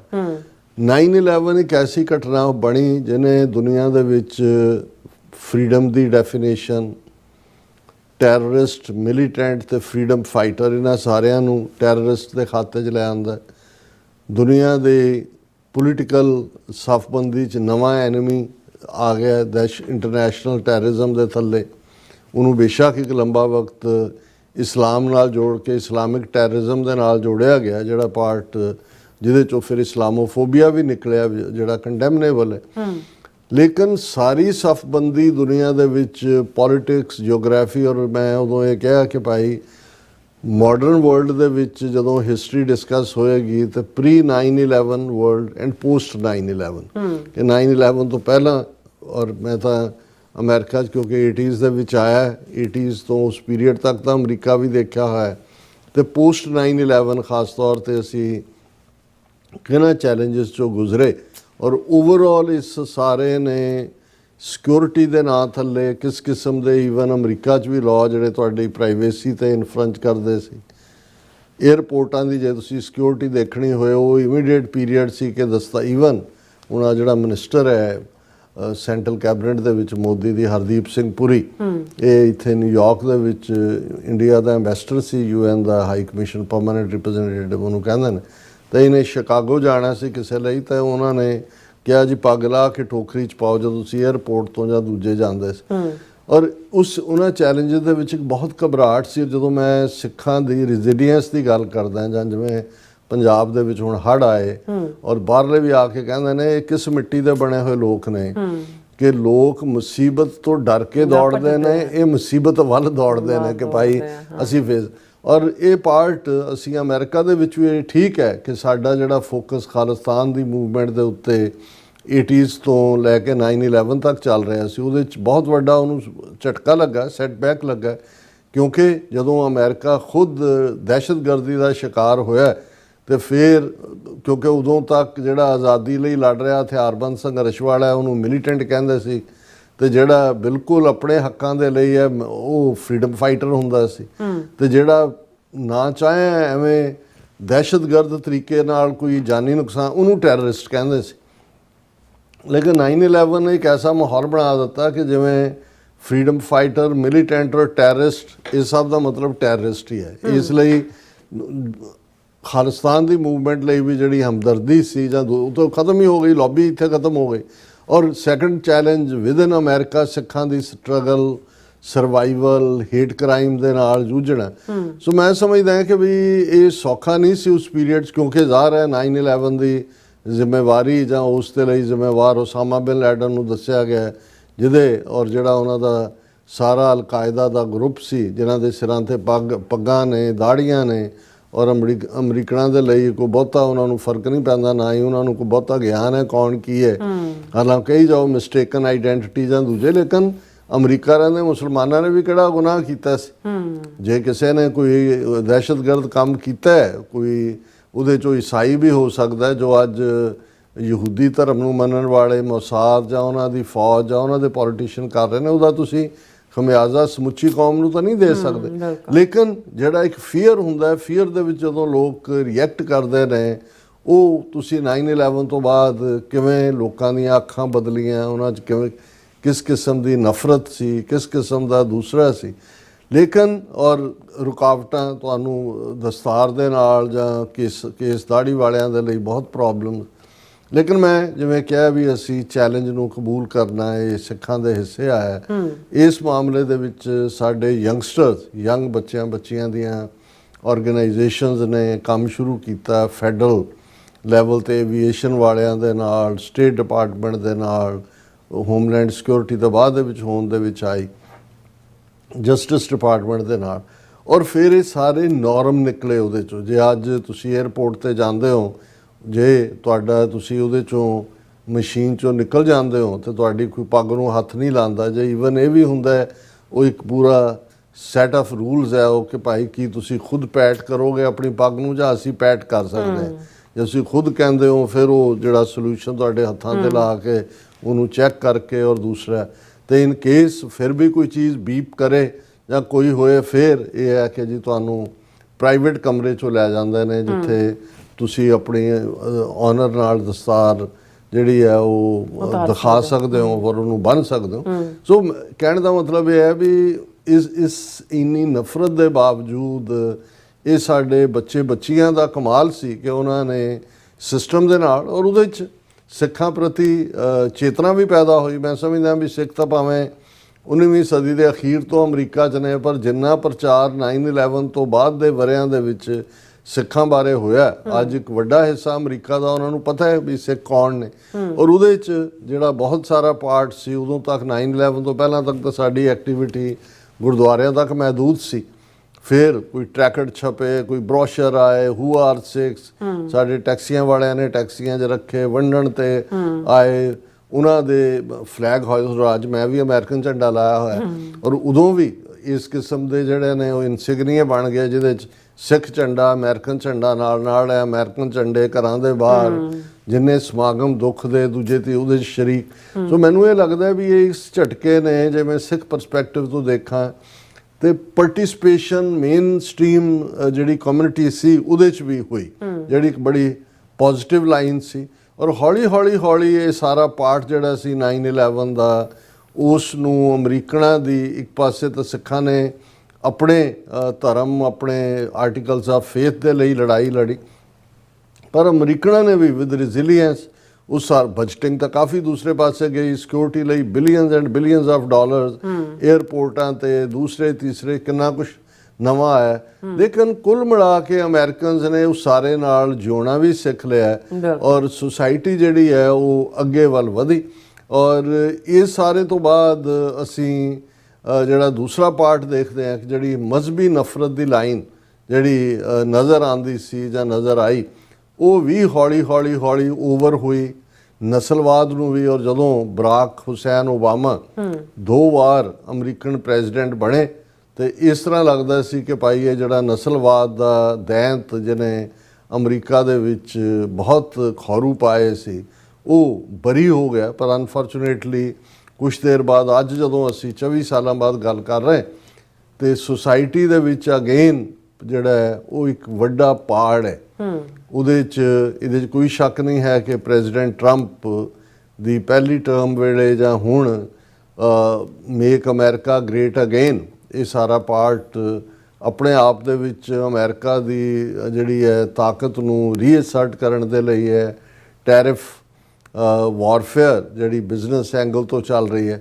ਪਰ ਇਸ ਸਾਰੇ ਪੀਰੀਅਡ 'ਚ ਇਹਨਾਂ ਕੈਂਪੇਨਸ ਦੇ ਦੌਰਾਨ ਜਿਹੜੀ ਅਮਰੀਕਾ ਦੇ ਵਿੱਚ ਇੱਕ ਨਸਲੀ ਨਫ਼ਰਤ ਨਾਲੋਂ ਵੀ ਬਿਯੋਂਡ ਜਾ ਕੇ ਮਾਈਗ੍ਰੈਂਟਸ ਦੇ ਪ੍ਰਤੀ ਜਿਹੜਾ ਵਿਹਾਰ, ਇਨਟੋਲਰੈਂਸ ਔਰ ਵਰਸਟ ਜੇ ਕਹਿਣਾ ਹੋਏ, ਜੇ ਹਿੰਸਾ ਦਾ ਵਰਤਾਰਾ ਕਹਿਣਾ ਹੋਏ, ਹਾਲਾਂਕਿ ਵਿਦਿਨ ਡੋਮੈਸਟਿਕ ਟੈਰਰਿਜ਼ਮ ਆਪਣੀ ਥਾਂ ਹੈ, ਜਿਹਦੇ 'ਚ ਕਿ ਕਈ ਵਾਰ ਕੋਈ ਸਿਰ ਫਿਰਿਆ ਜਿਹੜਾ ਕਾਤਲ ਹੈ ਉਹ ਕਦੇ ਮਾਰਕੀਟ ਦੇ ਵਿੱਚ ਸ਼ੂਟਿੰਗ ਕਰ ਦਿੰਦਾ ਹੈ, ਕਦੇ ਸਕੂਲ ਦੇ ਵਿੱਚ ਕਰ ਦਿੰਦਾ। ਅਨਫੋਰਚੂਨੇਟਲੀ ਮਿਨੀਐਪਲਿਸ, ਮਿਨੇਸੋਟਾ ਦੇ ਵਿੱਚ ਪਿਛਲੇ ਦਿਨਾਂ 'ਚ ਕੈਥੋਲਿਕ ਸਕੂਲ ਦੇ ਛੋਟੇ ਬੱਚਿਆਂ ਦੇ ਉੱਤੇ ਫਾਇਰਿੰਗ ਕੀਤੀ ਗਈ। ਔਰ ਫਿਰ ਜਿਹੜੀ ਵੱਡੇ ਲੈਵਲ ਦੇ ਉੱਤੇ ਜਿਹੜੀਆਂ ਡਿਬੇਟਸ ਨੇ ਸੋਸ਼ਲ ਮੀਡੀਆ, ਇਹ ਸਾਰੇ ਪੀਰੀਅਡ 'ਚ ਸੋਸ਼ਲ ਮੀਡੀਆ ਵੀ ਥਰਾਈਵ ਕੀਤਾ। ਔਰ ਸੋਸ਼ਲ ਮੀਡੀਆ ਨੇ ਜਿੱਥੇ ਇੱਕ ਬਾਕੀ ਸਾਰਿਆਂ ਪ੍ਰਤੀ ਕਿ ਸਮਾਜ ਅੱਡ-ਅੱਡ ਦੇ ਲੋਕ ਨੇ ਅਵੇਅਰਨੈਸ ਪੈਦਾ ਕੀਤੀ, ਉੱਥੇ ਉਸ ਸੋਸ਼ਲ ਮੀਡੀਆ ਨੇ ਜਿਹੜੇ ਹੇਟ ਫੀਲਡ ਕਮੈਂਟਰੀਜ਼ ਨੇ ਜਾਂ ਫਰੀडम ਆਫ ਐਕਸਪ੍ਰੈਸ਼ਨ ਦੇ ਥੱਲੇ ਉਹਨਾਂ ਗਰੁੱਪਾਂ ਨੂੰ ਵੀ ਜਨਮ ਦਿੱਤਾ ਜਿਹੜੇ ਲੋਕ ਹੇਟ ਨੂੰ ਜਾਂ ਰੇਸਿਜ਼ਮ ਨੂੰ ਜਾਂ ਨਸਲੀ ਨਫ਼ਰਤ ਨੂੰ ਜਾਂ ਨਸਲੀ ਸੁਪੀਰੀਅਰਿਟੀ ਨੂੰ ਮੰਨਦੇ ਨੇ। ਉਹਨਾਂ ਦੀ ਭੇਟ ਵੀ ਫਿਰ ਜੇ ਅਸੀਂ ਇਹ ਦੇਖਣਾ ਹੋਏ ਕਿ ਜਦੋਂ ਅਸੀਂ ਵਿਸਕੌਨਸਨ ਦੇ ਵਿੱਚ ਜਿਹੜਾ ਖਾਸ ਤੌਰ ਤੇ ਓਕ ਕ੍ਰੀਕ ਵਿਸਕੌਨਸਨ ਗੁਰਦੁਆਰਾ ਸਾਹਿਬ ਦੇ ਉੱਤੇ ਹਮਲਾ ਹੁੰਦਾ ਹੈ, ਜਿਹਦੇ 'ਚ 6-7 ਜਿਹੜੇ ਸਿੱਖ ਜਿਨ੍ਹਾਂ 'ਚ ਇੱਕ ਬੀਬੀ ਵੀ ਸ਼ਾਮਲ ਹੈ, ਉਹਨਾਂ ਦਾ ਮਰਡਰ, ਉਹ ਵੀ ਰੇਸਿਜ਼ਮ। ਇਹ ਸਾਰੀ ਜਿਹੜੀ ਗਰੁੱਪਿੰਗ ਹੈ ਇਹ ਆਪਣੇ ਤੌਰ ਤੇ ਵੀ ਸੋਸ਼ਲ ਮੀਡੀਆ ਨੇ ਉਸ ਨਫ਼ਰਤ ਨੂੰ ਜਨਮ ਦਿੱਤਾ, ਕਿਉਂਕਿ ਉਹਦੇ ਰਾਹੀਂ ਅੱਡ-ਅੱਡ ਥਾਵਾਂ ਤੇ ਇੱਕ ਗਰੁੱਪ ਬਣਾਉਣਾ ਜਾਂ ਇੱਕ ਅੰਡਰਗਰਾਊਂਡ ਪਾਰਟ ਸਾਰਾ ਚੱਲਣਾ। ਸੋ ਜਿਹੜੀ ਹਿੰਸਾ ਸੀ ਇਹ ਤਾਂ ਅਲਟੀਮੇਟਲੀ 10-11 ਸਾਲ ਬਾਅਦ ਓਬਾਮਾ ਦੇ ਪੀਰੀਅਡ ਦੇ ਵਿੱਚ ਉਸਾਮਾ ਬਿਨ ਲੈਡਨ ਨੂੰ ਹੰਟ ਕਰਕੇ ਜਿਹੜਾ ਉਹ ਮਾਰ ਦਿੱਤਾ ਗਿਆ ਪਾਕਿਸਤਾਨ ਦੇ ਐਬਟਾਬਾਦ ਸ਼ਹਿਰ ਦੇ ਨੇੜੇ। ਲੇਕਿਨ ਇਸ ਸਾਰੇ ਦਾ ਨਤੀਜਾ ਇਹ ਹੋਇਆ ਕਿ ਅਫਗਾਨਿਸਤਾਨ ਦੀ ਬਰਬਾਦੀ ਹੋਈ। 9/11 ਤੋਂ ਬਾਅਦ UN ਸਿਕਿਉਰਿਟੀ ਕੌਂਸਲ ਦੀ ਕਮਾਂਡ ਥੱਲੇ ਅਮਰੀਕਨਾਂ ਨੇ ਜਾ ਕੇ ਉੱਥੇ ਬੈਠੇ ਔਰ ਨਤੀਜੇ ਦੇ ਤੌਰ ਤੇ ਉਸ ਨੂੰ ਕਿਹੜਾ ਐਸਾ ਬੰਬ ਹੈ ਜਿਹੜਾ ਉੱਥੇ ਯੂਜ਼ ਨਹੀਂ ਕੀਤਾ, ਉਸ ਦੀ ਬਰਬਾਦੀ। ਅਫਗਾਨ ਵਿਚਾਰੇ ਹਰ ਵਾਰ ਕਿਤੇ ਨਾ ਕਿਤੇ ਵਿਕਟਮ ਹੀ ਬਣਦੇ ਨੇ। 9/11 ਤੋਂ ਬਾਅਦ ਇੱਕ ਆਪਣਾ ਕਿਸਮ ਦਾ ਇੱਕ ਅਟੈਕ ਸੀ। ਉਸ ਤੋਂ ਪਹਿਲਾਂ 1979 ਤੋਂ 1989 ਤੱਕ ਜਦੋਂ ਸੋਵੀਅਤ ਯੂਨੀਅਨ ਨੇ ਕਬਜ਼ਾ ਕੀਤਾ ਅਫਗਾਨਿਸਤਾਨ ਤੇ, ਉਦੋਂ ਵੀ 1 ਮਿਲੀਅਨ ਅਫਗਾਨ ਮਾਰੇ ਗਏ, 2 ਮਿਲੀਅਨ ਦੇ ਕਰੀਬ ਜ਼ਖਮੀ, ਐਂਪੂਟੇਟਡ, ਦੂਸਰਾ ਤੀਸਰਾ ਪਾਰਟ ਵੀ ਹੋਇਆ। ਔਰ ਅੱਜ ਜਦੋਂ ਅਸੀਂ ਇਹ ਗੱਲ ਕਰ ਰਹੇ ਹਾਂ, ਠੀਕ 24 ਘੰਟੇ ਪਹਿਲਾਂ ਕੱਲ੍ਹ ਹੀ ਅਸੀਂ ਇਹ ਜ਼ਿਕਰ ਵੀ ਕੀਤਾ ਸੀ ਚਾਰਲੀ ਕਿਰਕ, ਜਿਹੜੇ ਅਮਰੀਕਾ ਦੇ ਵਿੱਚ ਬਹੁਤ ਪ੍ਰੋਮੀਨੈਂਟ ਯੂਥ ਲੀਡਰ, 31 ਸਾਲਾਂ ਦਾ ਨੌਜਵਾਨ, ਬੇਸ਼ੱਕ extreme right winger, very controversial ਪਰ ਵੈਰੀ ਕਰਿਜ਼ਮੈਟਿਕ, ਪ੍ਰੈਜ਼ੀਡੈਂਟ ਟਰੰਪ ਦੀ ideology make America great again ਦਾ ਵੱਡਾ ਸਪੋਰਟਰ, ਔਰ ਜਿਹਨੂੰ ਸੁਣਨ ਦੇ ਲਈ ਸੈਂਕੜਿਆਂ ਯੂਨੀਵਰਸਿਟੀਆਂ, ਕਾਲਜਿਸ, ਦੂਸਰੇ ਤੀਸਰੇ ਦੇ ਵਿੱਚ ਨੌਜਵਾਨ ਇਕੱਠੇ ਹੁੰਦੇ ਸੀ। ਉਹਨੇ ਕ੍ਰਿਸਚਨ ਵੈਲਿਊਜ਼ ਵੀ ਜਿਹੜੀਆਂ ਨੇ ਔਰ ਨਸਲੀ ਨਫ਼ਰਤ ਦੀਆਂ ਗੱਲਾਂ ਵੀ ਔਰ ਦੂਜੀਆਂ, ਉਹ ਸਾਰਾ ਹੀ ਹਿੱਸਾ ਰਿਹਾ। ਔਰ ਚਾਰਲੀ ਕਿਰਕ ਨੇ ਜਿਹੜਾ ਉਹ ਇੱਕ ਟਰਨਿੰਗ ਪੁਆਇੰਟ ਜਿਹੜਾ ਟਰਨਿੰਗ ਪੁਆਇੰਟ USA ਦਾ ਇੱਕ ਪਲੇਟਫਾਰਮ, ਜਿਸ ਰਾਹੀਂ ਅਮਰੀਕਾ ਭਰ ਦੇ ਵਿੱਚ ਜਿਹੜਾ ਉਹ ਥਾਂ-ਥਾਂ ਯੂਨੀਵਰਸਿਟੀਆਂ ਜਾਂਦੇ ਸੀ। ਔਰ ਪਿਛਲੇ ਕੱਲ੍ਹ ਹੀ ਜਦੋਂ ਯੂਟਾ ਯੂਨੀਵਰਸਿਟੀ ਕੈਂਪਸ ਦੇ ਵਿੱਚ ਉਹ ਐਡਰੈਸ ਕਰ ਰਹੇ ਸੀ, ਹਜ਼ਾਰਾਂ ਬੱਚੀਆਂ ਉਹਨਾਂ ਨੂੰ ਸੁਣ ਰਹੇ ਸੀ ਔਰ ਇੱਕ ਕਾਤਲ ਦੀ ਗੋਲੀ ਦਾ ਉਹ ਨਿਸ਼ਾਨਾ ਬਣੇ। ਔਰ ਬੇਸ਼ੱਕ ਉਹ ਜਿਹੜਾ ਕਾਤਲ ਹੈ ਉਹ ਇਸ ਵੇਲੇ ਤੱਕ ਭਗੌੜਾ ਹੈ। ਪਹਿਲਾਂ ਇੱਕ ਬੰਦਾ ਮੌਕੇ ਤੇ ਫੜਿਆ ਸੀ ਪਰ ਬਾਅਦ ਚ ਆਇਆ ਵੀ ਨਹੀਂ ਉਹ ਨਹੀਂ ਹੈ, ਲੇਕਿਨ ਉਸ ਦਾ ਇਮੇਜ ਵੀ ਹੈ ਔਰ ਉਹ ਗਨ ਜਿਹੜੀ ਉਹਨੇ ਯੂਜ਼ ਕੀਤੀ ਉਹ ਵੀ ਜਿਹੜੀ ਹੈ ਬਰਾਮਦ ਹੋਈ। $1 ਲੱਖ ਦਾ ਇਨਾਮ ਉਹਦੇ ਫੜਨ ਦੇ ਉੱਤੇ ਔਰ ਉਹਦੀਆਂ ਪਿਕਚਰਸ ਅੱਜ FBI ਹੈੱਡਕੁਆਰਟਰ ਨੇ ਰਿਲੀਜ਼ ਕੀਤੀਆਂ ਨੇ। ਸੋ ਇਹ ਇੱਕ ਅਨਫੋਰਚੂਨੇਟ ਘਟਨਾ ਹੈ ਔਰ ਨਤੀਜੇ ਦੇ ਤੌਰ ਤੇ ਈਵਨ 9/11 ਨਾਲ ਸੰਬੰਧਿਤ ਜਿਹੜਾ ਸਮਾਗਮ ਅੱਜ ਨਿਊਯਾਰਕ ਗਰਾਊਂਡ ਜ਼ੀਰੋ ਤੇ ਸੀ, ਜਿਹਦੇ 'ਚ ਵਾਈਸ ਪ੍ਰੈਜ਼ੀਡੈਂਟ ਮਿਸਟਰ ਵੈਂਸ ਨੇ ਸ਼ਾਮਲ ਹੋਣਾ ਸੀ, ਉਹ ਨਹੀਂ ਆ ਰਹੇ। ਉਹ ਸਿੱਧੇ ਜਿਹੜੇ ਨੇ ਉਹਨਾਂ ਦੇ ਪਰਿਵਾਰ ਨਾਲ ਹਮਦਰਦੀ ਕਰਨ ਦੇ ਲਈ ਜਿਹੜਾ ਉਹ ਜਾ ਰਹੇ ਨੇ, ਨਿਊਯਾਰਕ ਨਹੀਂ ਹੈ ਆਮਦ। ਔਰ ਪ੍ਰੈਜ਼ੀਡੈਂਟ ਟਰੰਪ ਨੇ ਜਿਹੜਾ ਉਹਨਾਂ ਨੂੰ ਇੱਕ ਲੈਜੈਂਡਰੀ ਫਿਗਰ ਐਲਾਨਿਆ ਮਿਸਟਰ ਕਿਰਕ ਨੂੰ ਔਰ ਪ੍ਰੈਜ਼ੀਡੈਂਸ਼ੀਅਲ ਮੈਡਲ ਫਾਰ ਫਰੀडम ਇਹ ਦੇਣ ਦਾ ਐਲਾਨ ਕੀਤਾ। ਅਮਰੀਕਾ ਦੇ ਝੰਡੇ ਵੀ ਤੁਸੀਂ ਅੱਜ ਦੇਖਿਆ ਹੋਵੇਗਾ ਅੱਜ ਝੁਕੇ ਹੋਏ ਨੇ। ਸੋ ਗੱਲ ਇਹ ਨਹੀਂ ਹੈ ਕਿ ਵੀ ਅਸੀਂ ਚਾਰਲੀ ਕਿਰਕ ਦੀਆਂ ਪੋਜੀਸ਼ਨਸ ਨਾਲ ਸਹਿਮਤ ਹਾਂ ਜਾਂ ਨਹੀਂ ਹੈ, ਜਿਹੜੀਆਂ ਬਹੁਤ ਸਾਰੀਆਂ ਨਾਲ ਅਸੀਂ ਨਹੀਂ ਹੈ। ਲੇਕਿਨ ਜਿਵੇਂ ਅਸੀਂ ਕੱਲ ਅਜੇ ਖਬਰ ਹੀ ਸੀ ਔਰ ਮੈਨੂੰ ਵੀ ਇਹ ਇੰਨੀ ਰੀਅਲਾਈਜੇਸ਼ਨ ਨਹੀਂ ਸੀ ਕਿ ਵੀ ਇਸ ਲੈਵਲ ਦੀ ਪੋਪੂਲੈਰਿਟੀ ਔਰ ਇਸ ਲੈਵਲ ਦਾ ਇਹ ਐਕਸ਼ਨ ਰਿਐਕਸ਼ਨ ਹੋਏਗਾ। ਔਰ ਈਵਨ ਇਹਨੂੰ ਲੈ ਕੇ ਜਦੋਂ ਅਸੀਂ ਡਿਵੀਜ਼ਨ ਦੀ ਗੱਲ ਕਰਦੇ ਹਾਂ ਸੋਸਾਇਟੀ 'ਚ, ਤੁਸੀਂ ਦੇਖੋਗੇ ਕਿ ਲਿਬਰਲ ਕਿਸਮ ਦੇ ਡੈਮੋਕ੍ਰੈਟ ਆਪਣਾ ਰਿਐਕਸ਼ਨ ਦੇ ਰਹੇ ਨੇ, ਉਹਦੀਆਂ ਕੋਟਸ ਕੱਢ ਰਹੇ ਨੇ ਕਿ ਉਹਨੇ ਹੋਮੋਸੈਕਸ਼ੁਅਲਿਟੀ ਬਾਰੇ ਕੀ ਕਿਹਾ, ਬਾਹਰਲਿਆਂ ਲੋਕਾਂ ਬਾਰੇ ਕੀ ਕਿਹਾ, ਬਲੈਕਸ ਬਾਰੇ ਕੀ ਕਿਹਾ, ਵਿਮਨ ਬਾਰੇ ਕੀ ਕਿਹਾ, ਦੂਜਿਆਂ ਬਾਰੇ। ਔਰ ਜਿਹੜੇ ਦੂਸਰੀ ਰਿਪਬਲਿਕਨ ਲਾਈਨ ਉਹ ਪੂਰੀ ਐਂਗਰ ਦੇ ਵਿੱਚ ਹੈ ਕਿ ਭਾਈ ਉਹਨੇ ਫਰੀडम ਆਫ ਐਕਸਪ੍ਰੈਸ਼ਨ ਦੇ ਹੱਕ ਨੂੰ ਇਸਤੇਮਾਲ ਕੀਤਾ, ਉਹ ਅਮਰੀਕਾ ਨੂੰ ਗ੍ਰੇਟ ਬਣਾ। ਸੋ ਈਵਨ ਇਸ ਟ੍ਰੈਜਡੀ ਦੇ ਮੌਕੇ ਵੀ ਸੋਸਾਇਟੀ ਸ਼ਾਰਪਲੀ ਡਿਵਾਈਡਡ ਹੈ। ਔਰ ਅਸੀਂ ਜਿਵੇਂ ਕੱਲ੍ਹ ਦੇ ਪ੍ਰੋਗਰਾਮ 'ਚ ਵੀ ਇਹ ਗੱਲ ਕਹੀ ਸੀ ਕਿ ਗੁਰੂ ਨਾਨਕ ਪਾਤਸ਼ਾਹ ਦਾ ਫਰਮਾਨ ਹੈ ਕਿ ਜਬ ਲਗ ਦੁਨੀਆ ਰਹੀ ਹੈ ਨਾਨਕ, ਕਿਛ ਸੁਣੀਐ ਕਿਛ ਕਹੀਐ।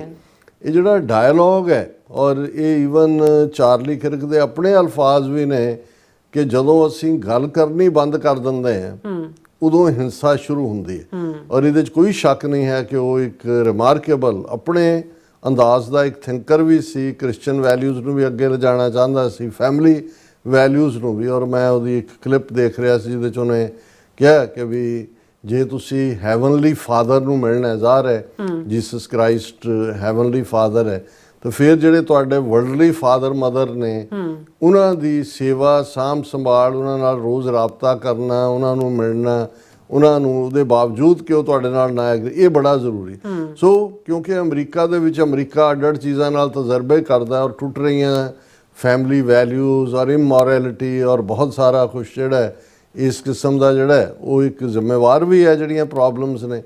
ਲੇਕਿਨ ਇੱਕ ਪਾਰਟ ਜ਼ਰੂਰ ਹੈ ਕਿ ਉਹ ਡਿਬੇਟ ਉਹਦਾ ਹੈ ਹੀ ਇਹ ਸੀ, ਉਹ ਜਾਣਦਾ ਸੀ ਕਿ ਆਓ ਮੇਰੇ ਨਾਲ ਡਿਬੇਟ ਕਰੋ, ਮੇਰੇ ਨਾਲ ਡਿਸਕਸ ਕਰੋ। ਔਰ ਉਹਦੇ 'ਚ ਬੜੀ ਹੀਟਡ ਵੀ ਹੁੰਦਾ ਸੀ। ਪਰ ਮੈਂ ਸਮਝਦਾ ਵੀ ਇਹੀ ਪਾਰਟ ਹੈ ਜਿਹਦੇ 'ਚ ਕਿ ਤੁਸੀਂ ਡਾਇਲੋਗ ਕਰਦੇ ਹੋ। ਜਦੋਂ ਹਿੰਸਾ ਆ ਜਾਂਦੀ ਹੈ ਜਾਂ ਤੁਸੀਂ ਹਿੰਸਕ ਤਰੀਕੇ ਦੇ ਨਾਲ ਕਿਸੇ ਆਵਾਜ਼ ਨੂੰ ਬੰਦ ਕਰਵਾਉਣਾ ਚਾਹੁੰਦੇ ਹੋ ਤਾਂ ਫਿਰ ਉਹ ਬੰਦ ਨਹੀਂ ਹੁੰਦੀ, ਉਹ ਐਂਪਲੀਫਾਈ ਹੁੰਦੀ ਹੈ। ਔਰ ਇਹ ਜਦੋਂ ਕਿ ਅਸੀਂ ਇਹ 24ਵੀਂ ਦੁਖਦ ਯਾਦ 9/11 ਦੀ ਕਰ ਰਹੇ ਹਾਂ, ਉਸ ਤੋਂ ਠੀਕ ਪਹਿਲਾਂ ਇਸ ਲੈਵਲ ਦਾ ਹਿੰਸਕ ਵਾਕਿਆ ਜਿਹੜਾ ਦੱਸ ਰਿਹਾ ਕਿ ਬੇਸ਼ੱਕ ਅਮਰੀਕਾ ਇਸ ਗੱਲ ਦੇ ਵਿੱਚ ਕਾਮਯਾਬ ਰਿਹਾ ਇਹਨਾਂ 24 ਸਾਲਾਂ 'ਚ ਕਿ ਕੋਈ ਵੀ ਫਿਰ ਉਸ ਨੌਈਅਤ ਦਾ ਕੋਈ ਹਮਲਾ ਇੰਟਰਨੈਸ਼ਨਲ ਦਹਿਸ਼ਤਗਰਦੀ ਦਾ ਕੱਲਾਕਾਰ ਕਿਸੇ ਨੇ ਗੋਲੀਆਂ ਚਲਾ ਦਿੱਤੀਆਂ, ਕੋਈ ਆਰਮੀ ਬੇਸ 'ਚ ਵੜ ਗਿਆ, ਕੋਈ ਹੋਰ ਉਹ ਹੋਇਆ। ਲੇਕਿਨ ਅਮਰੀਕਨਾਂ ਦਾ ਜਾਨੀ ਨੁਕਸਾਨ ਹੋਰ ਕਿਸੇ 'ਚ ਨਹੀਂ ਹੋਇਆ। ਲੇਕਿਨ ਡੋਮੈਸਟਿਕ ਵਾਇਲੈਂਸ ਜਿਹਦੇ ਲਈ ਕਿਹਾ ਜਾ ਡੋਮੈਸਟਿਕ ਟੈਰਰਿਜ਼ਮ,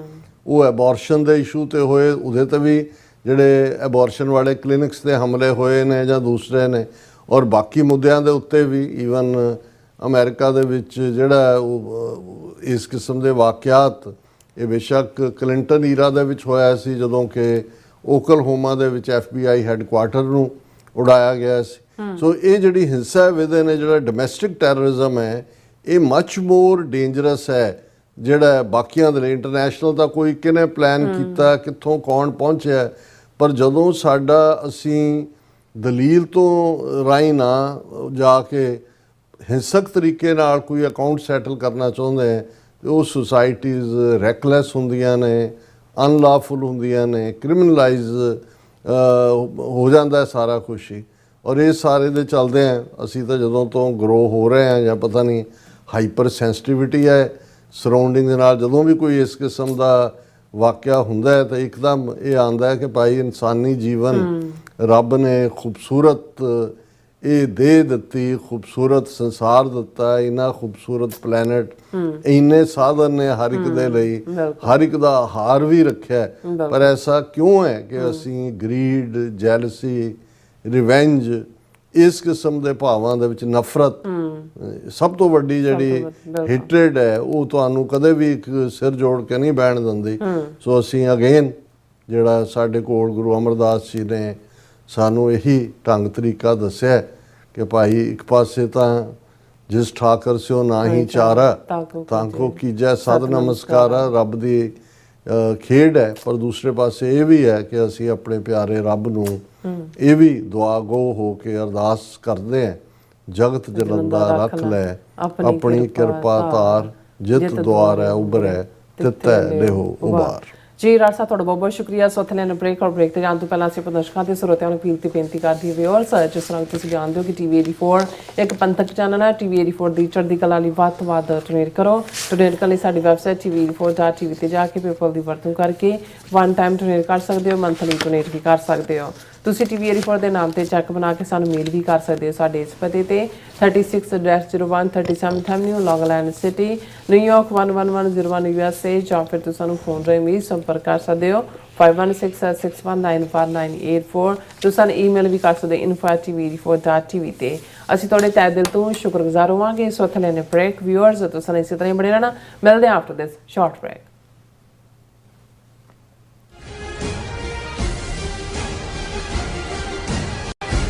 ਜਿਹੜਾ ਹੜ੍ਹ ਆਇਆ ਸੀਗਾ ਗੁਰਦੁਆਰਾ ਸਾਹਿਬ ਕਰਤਾਰਪੁਰ ਸਾਹਿਬ ਦੇ ਵਿੱਚ, ਬਹੁਤ ਹੀ ਤਬਾਹੀ ਮਚਾਈ ਹੈ ਉਸ ਹੜ੍ਹ ਨੇ।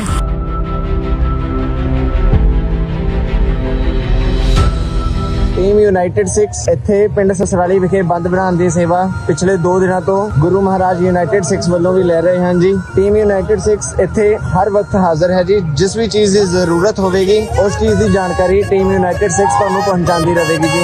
ਪੰਜਾਬ ਵਿੱਚ ਆਏ ਹੜ੍ਹਾਂ ਨੇ ਸਭ ਪਾਸੇ ਤਬਾਹੀ ਮਚਾਈ ਹੋਈ ਹੈ। ਚਾਰੇ ਪਾਸੇ ਪਾਣੀ ਹੀ ਪਾਣੀ ਹੈ। ਜਨ ਜੀਵਨ ਬੁਰੀ ਤਰ੍ਹਾਂ ਪ੍ਰਭਾਵਿਤ ਹੋਇਆ ਹੈ। ਫਸਲਾਂ ਤਬਾਹ ਹੋ ਚੁੱਕੀਆਂ ਹਨ ਤੇ ਲੋਕ ਬੇਘਰ ਹੋ ਗਏ ਹਨ।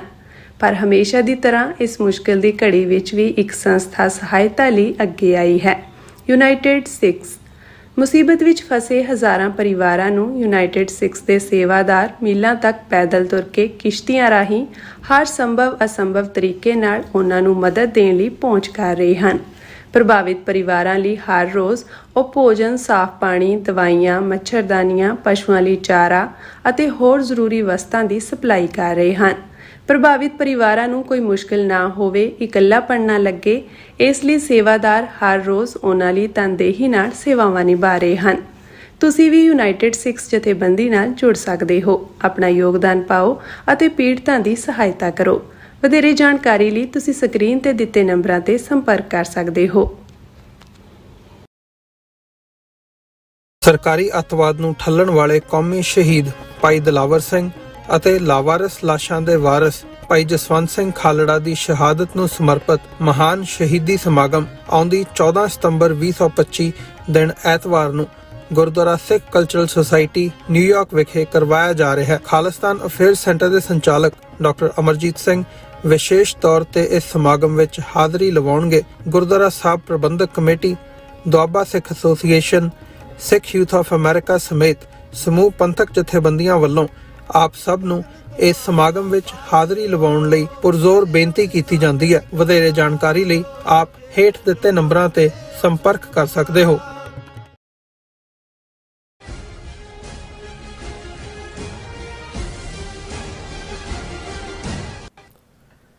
Viewers welcome back to program. So viewers ਗੱਲਬਾਤ ਕਰਨ ਜਾ ਰਹੇ ਹਾਂ ਕਿ ਜਨੇਵਾ ਵਿੱਚ ਹੋ ਰਹੀ ਯੂਨਾਈਟਿਡ ਨੇਸ਼ਨਸ ਦੀ ਹਿਊਮਨ ਰਾਈਟਸ ਕਾਉਂਸਲ ਦੀ ਮੀਟਿੰਗ ਵਿੱਚ ਸਵਿਟਜ਼ਰਲੈਂਡ ਵਿੱਚ ਹੋ ਰਹੀ ਭਾਰਤ ਵਿੱਚ ਮਨੁੱਖੀ ਹੱਕਾਂ ਦੇ ਘਾਣ ਸੰਬੰਧੀ ਜਿਹੜੇ ਸਵਿਟਜ਼ਰਲੈਂਡ ਨੇ ਭਾਰਤ ਦੀ ਤਿੱਖੀ ਆਲੋਚਨਾ ਕੀਤੀ ਹੈ। ਸੋ ਅੱਗ ਬਬੂਲੇ ਹੋਏ ਭਾਰਤੀ ਨੁਮਾਇੰਦਿਆਂ ਨੇ ਸਵਿਟਜ਼ਰਲੈਂਡ ਤੇ ਪਲਟਵਾਰ ਕੀਤਾ ਹੈ। ਸੋ ਇਸ ਬਾਰੇ ਆਪਾਂ ਗੱਲਬਾਤ ਕਰਨ ਜਾ ਰਹੇ ਹਾਂ। ਸੋ ਅਸੀਂ ਚਾਹਾਂਗੇ ਕਿ ਤੁਸੀਂ ਇਸੇ ਤਰ੍ਹਾਂ ਬੜੇ ਰਹਿਣਾ। ਦੇਖਣ ਸੁਣ ਲਈ ਜਾਂ ਲਿਖਣ ਲਈ ਤੁਹਾਡਾ ਸਭ ਦਾ ਬਹੁਤ ਬਹੁਤ ਸ਼ੁਕਰੀਆ ਜੀ। ਰਾਜ ਸਾਹਿਬ ਕੀ ਕਹਿਣਾ ਚਾਹੋਗੇ? ਦੇਖੋ, ਜਦੋਂ ਅਸੀਂ ਯੂਨਾਈਟਿਡ ਨੇਸ਼ਨਸ ਕਹਿੰਦੇ ਹਾਂ ਤੇ ਇਸ ਗੱਲ ਦਾ ਧਿਆਨ ਰਹੇ ਕਿ ਨਿਊਯਾਰਕ ਯੂਨਾਈਟਿਡ ਨੇਸ਼ਨਸ ਦਾ ਐਡਮਿਨਿਸਟ੍ਰੇਟਿਵ ਹੈੱਡਕੁਆਰਟਰ ਹੈ ਔਰ ਇਹੀ ਕਾਰਨ ਹੈ ਕਿ ਜਿਹੜਾ ਜਨਰਲ ਅਸੈਂਬਲੀ ਦਾ ਸੈਸ਼ਨ ਸਤੰਬਰ ਮਹੀਨੇ 'ਚ ਆਉਣ ਵਾਲੇ ਦਿਨਾਂ 'ਚ ਹੋਣ ਜਾ ਰਿਹਾ ਹੈ ਉਹ ਨਿਊਯਾਰਕ 'ਚ ਹੀ ਹੁੰਦਾ ਹੈ। 193 ਮੁਲਕਾਂ ਦੇ ਝੰਡੇ UN ਹੈੱਡਕੁਆਰਟਰ ਦੇ ਬਾਹਰ ਝੂਲਦੇ ਨੇ। ਪਰ ਜਿਹੜੇ ਇਹਨਾਂ ਦੇ ਬਹੁਤ ਸਾਰੇ ਆਪਰੇਸ਼ਨ ਨੇ, ਖਾਸ ਤੌਰ ਤੇ ਜਿਵੇਂ ਯੂਨੈਸਕੋ ਔਰ ਹਿਊਮਨ ਰਾਈਟਸ ਕਾਉਂਸਲ, ਇਹ ਜਿਨੀਵਾ ਦੇ ਵਿੱਚ ਨੇ ਜਿਹੜਾ ਔਰ ਇਹ ਸਾਰੇ ਦੇ ਚੱਲਦੇ ਆ ਜਨੇਵਾ ਦੇ ਵਿੱਚ ਹਿਊਮਨ ਰਾਈਟਸ ਕਾਉਂਸਲ ਜਿਸ ਤੇ ਵੱਡੀ ਗਿਣਤੀ 'ਚ ਮੈਂਬਰ ਨੇ ਮੁਲਕ ਔਰ ਇਹ ਰੋਟੇਸ਼ਨ ਵਾਈਜ਼ ਉਹਦੀ ਪ੍ਰੈਜ਼ੀਡੈਂਸੀ ਬਦਲਦੀ ਰਹਿੰਦੀ ਹੈ। ਇਸ ਵੇਲੇ ਹਿਊਮਨ ਰਾਈਟ ਕਾਉਂਸਲ ਦੀ ਪ੍ਰੈਜ਼ੀਡੈਂਸੀ ਜਨੇਵਾ ਜਿਹੜੀ ਹੈ ਉਸ ਦੇ ਵਿੱਚ ਸਵਿਟਜ਼ਰਲੈਂਡ ਦੇ ਕੋਲ ਹੈ।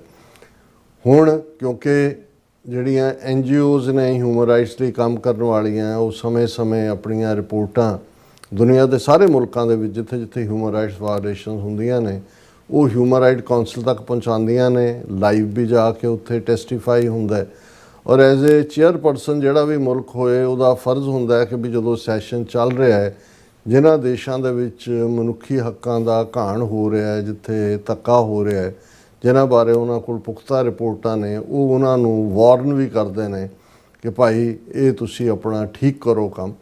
ਔਰ 4 ਸਾਲ ਬਾਅਦ ਕਈ ਵਾਰ ਉਸ ਹਰ ਮੁਲਕ ਨੂੰ ਜਿਹੜਾ ਉਹਦਾ ਰਿਵਿਊ ਵੀ ਕੀਤਾ ਜਾਂਦਾ। ਹੁਣ ਜਿਹੜੀ ਹੈ ਮੀਟਿੰਗ ਹਿਊਮਨ ਰਾਈਟ ਕੌਂਸਲ ਦੀ ਚੱਲ ਰਹੀ ਹੈ।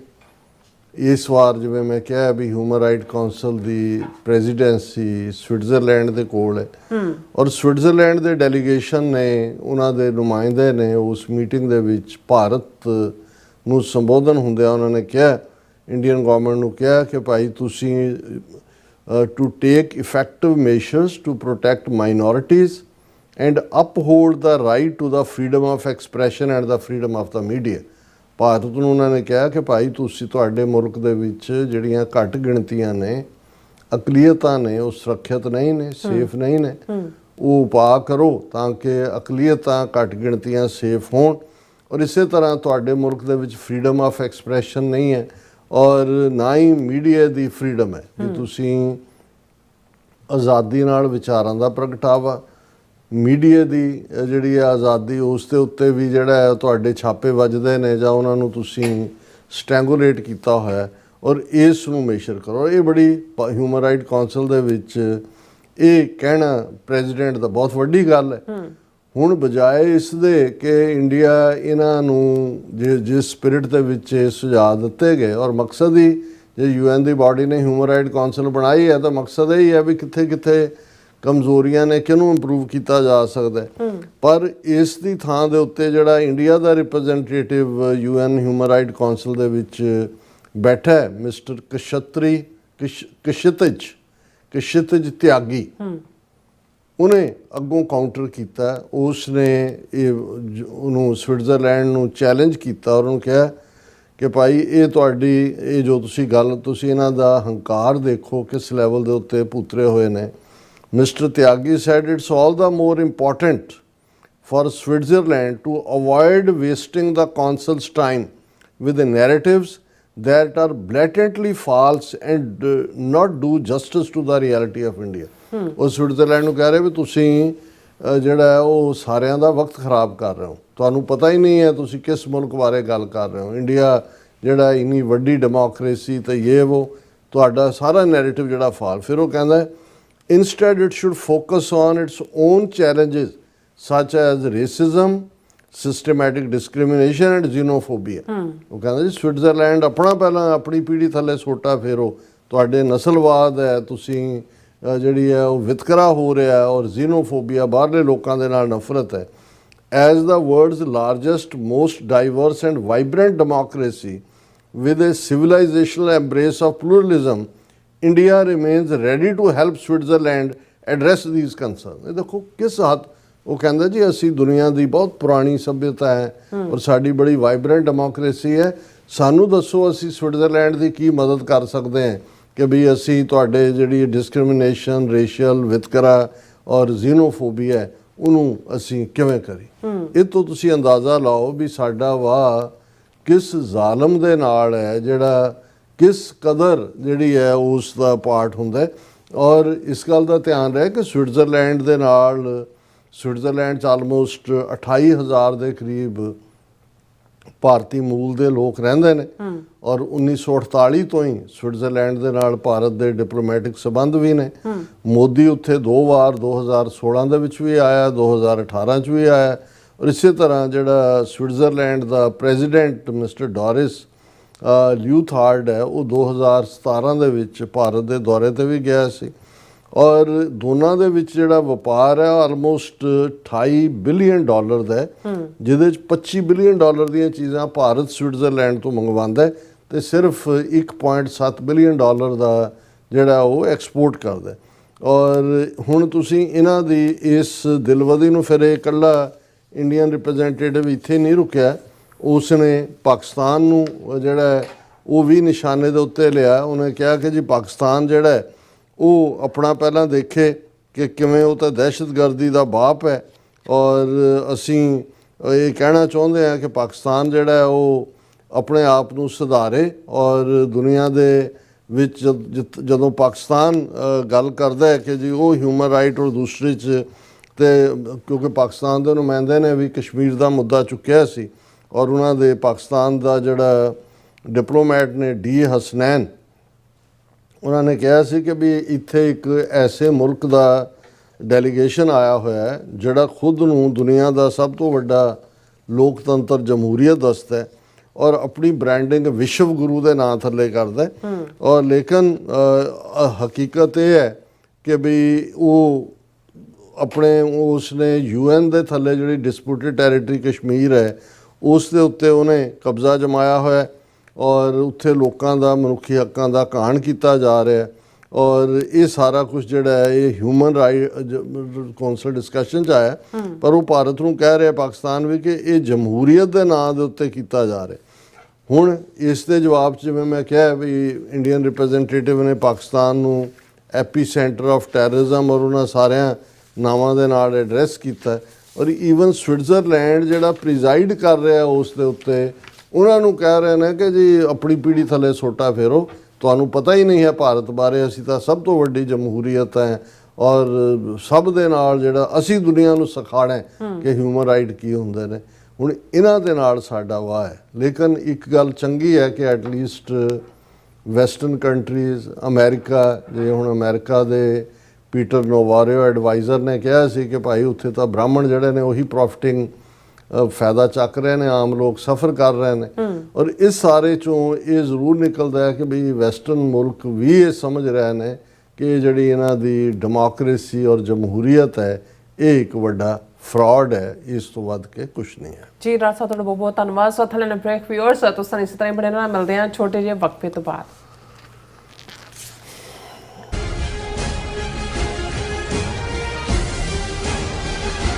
ਜਿਹੜਾ ਹੜ੍ਹ ਆਇਆ ਸੀਗਾ ਗੁਰਦੁਆਰਾ ਸਾਹਿਬ ਕਰਤਾਰਪੁਰ ਸਾਹਿਬ ਦੇ ਵਿੱਚ, ਬਹੁਤ ਹੀ ਤਬਾਹੀ ਮਚਾਈ ਹੈ ਉਸ ਹੜ੍ਹ ਨੇ।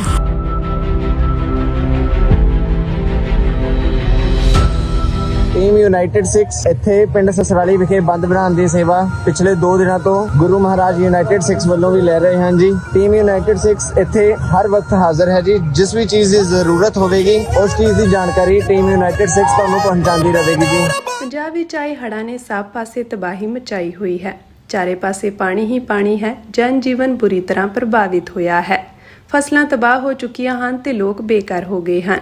ਪਰ ਹਮੇਸ਼ਾ ਦੀ ਤਰ੍ਹਾਂ ਇਸ ਮੁਸ਼ਕਿਲ ਦੀ ਘੜੀ ਵਿੱਚ ਵੀ ਇੱਕ ਸੰਸਥਾ ਸਹਾਇਤਾ ਲਈ ਅੱਗੇ ਆਈ ਹੈ, ਯੂਨਾਈਟਿਡ 6। ਮੁਸੀਬਤ ਵਿੱਚ ਫਸੇ ਹਜ਼ਾਰਾਂ ਪਰਿਵਾਰਾਂ ਨੂੰ ਯੂਨਾਈਟਿਡ 6 ਦੇ ਸੇਵਾਦਾਰ ਮੀਲਾਂ ਤੱਕ ਪੈਦਲ ਤੁਰ ਕੇ ਕਿਸ਼ਤੀਆਂ ਰਾਹੀਂ ਹਰ ਸੰਭਵ ਅਸੰਭਵ ਤਰੀਕੇ ਨਾਲ ਉਹਨਾਂ ਨੂੰ ਮਦਦ ਦੇਣ ਲਈ ਪਹੁੰਚ ਕਰ ਰਹੇ ਹਨ। ਪ੍ਰਭਾਵਿਤ ਪਰਿਵਾਰਾਂ ਲਈ ਹਰ ਰੋਜ਼ ਉਹ ਭੋਜਨ, ਸਾਫ਼ ਪਾਣੀ, ਦਵਾਈਆਂ, ਮੱਛਰਦਾਨੀਆਂ, ਪਸ਼ੂਆਂ ਲਈ ਚਾਰਾ ਅਤੇ ਹੋਰ ਜ਼ਰੂਰੀ ਵਸਤਾਂ ਦੀ ਸਪਲਾਈ ਕਰ ਰਹੇ ਹਨ। ਪ੍ਰਭਾਵਿਤ ਪਰਿਵਾਰਾਂ ਨੂੰ ਕੋਈ ਮੁਸ਼ਕਿਲ ਨਾ ਹੋਵੇ, ਇਕੱਲਾਪਣ ਨਾ ਲੱਗੇ, ਇਸ ਲਈ ਸੇਵਾਦਾਰ ਹਰ ਰੋਜ਼ ਉਹਨਾਂ ਲਈ ਤਨਦੇਹੀ ਨਾਲ ਸੇਵਾਵਾਂ ਨਿਭਾ ਰਹੇ ਹਨ। ਤੁਸੀਂ ਵੀ ਯੂਨਾਈਟਿਡ 6 ਜਥੇਬੰਦੀ ਨਾਲ ਜੁੜ ਸਕਦੇ ਹੋ। ਆਪਣਾ ਯੋਗਦਾਨ ਪਾਓ ਅਤੇ ਪੀੜਤਾਂ ਦੀ ਸਹਾਇਤਾ ਕਰੋ। ਵਧੇਰੇ ਜਾਣਕਾਰੀ ਲਈ ਤੁਸੀਂ ਸਕਰੀਨ ਤੇ ਦਿੱਤੇ ਨੰਬਰਾਂ ਤੇ ਸੰਪਰਕ ਕਰ ਸਕਦੇ ਹੋ। ਸਰਕਾਰੀ ਅੱਤਵਾਦ ਨੂੰ ਠੱਲਣ ਵਾਲੇ ਕੌਮੀ ਸ਼ਹੀਦ ਭਾਈ ਦਿਲਾਵਰ ਸਿੰਘ ਅਤੇ ਲਾਵਾਰਸ ਲਾਸ਼ਾਂ ਦੇ ਵਾਰਸ ਭਾਈ ਜਸਵੰਤ ਸਿੰਘ ਖਾਲੜਾ ਦੀ ਸ਼ਹਾਦਤ ਨੂੰ ਸਮਰਪਿਤ ਮਹਾਨ ਸ਼ਹੀਦੀ ਸਮਾਗਮ ਆਉਂਦੀ 14 ਸਤੰਬਰ 2025 ਦਿਨ ਐਤਵਾਰ ਨੂੰ ਗੁਰਦੁਆਰਾ ਸਿੱਖ ਕਲਚਰਲ ਸੁਸਾਇਟੀ ਨਿਊਯਾਰਕ ਵਿਖੇ ਕਰਵਾਇਆ ਜਾ ਰਿਹਾ ਹੈ। ਖਾਲਿਸਤਾਨ ਅਫੇਅਰਸ ਸੈਂਟਰ ਦੇ ਸੰਚਾਲਕ ਡਾਕਟਰ ਅਮਰਜੀਤ ਸਿੰਘ ਵਿਸ਼ੇਸ਼ ਤੌਰ ਤੇ ਇਸ ਸਮਾਗਮ ਵਿੱਚ ਹਾਜ਼ਰੀ ਲਵਾਉਣਗੇ। Gurdwara Sahib Prabandhak committee, Doaba Sikh association, Sikh youth of America ਸਮੇਤ ਸਮੂਹ ਪੰਥਕ ਜਥੇਬੰਦੀਆਂ ਵੱਲੋਂ ਆਪ ਸਭ ਨੂੰ ਇਸ ਸਮਾਗਮ ਵਿੱਚ ਹਾਜ਼ਰੀ ਲਵਾਉਣ ਲਈ ਪੁਰਜ਼ੋਰ ਬੇਨਤੀ ਕੀਤੀ ਜਾਂਦੀ ਹੈ। ਵਧੇਰੇ ਜਾਣਕਾਰੀ ਲਈ ਆਪ ਹੇਠ ਦਿੱਤੇ ਨੰਬਰਾਂ ਤੇ ਸੰਪਰਕ ਕਰ ਸਕਦੇ ਹੋ।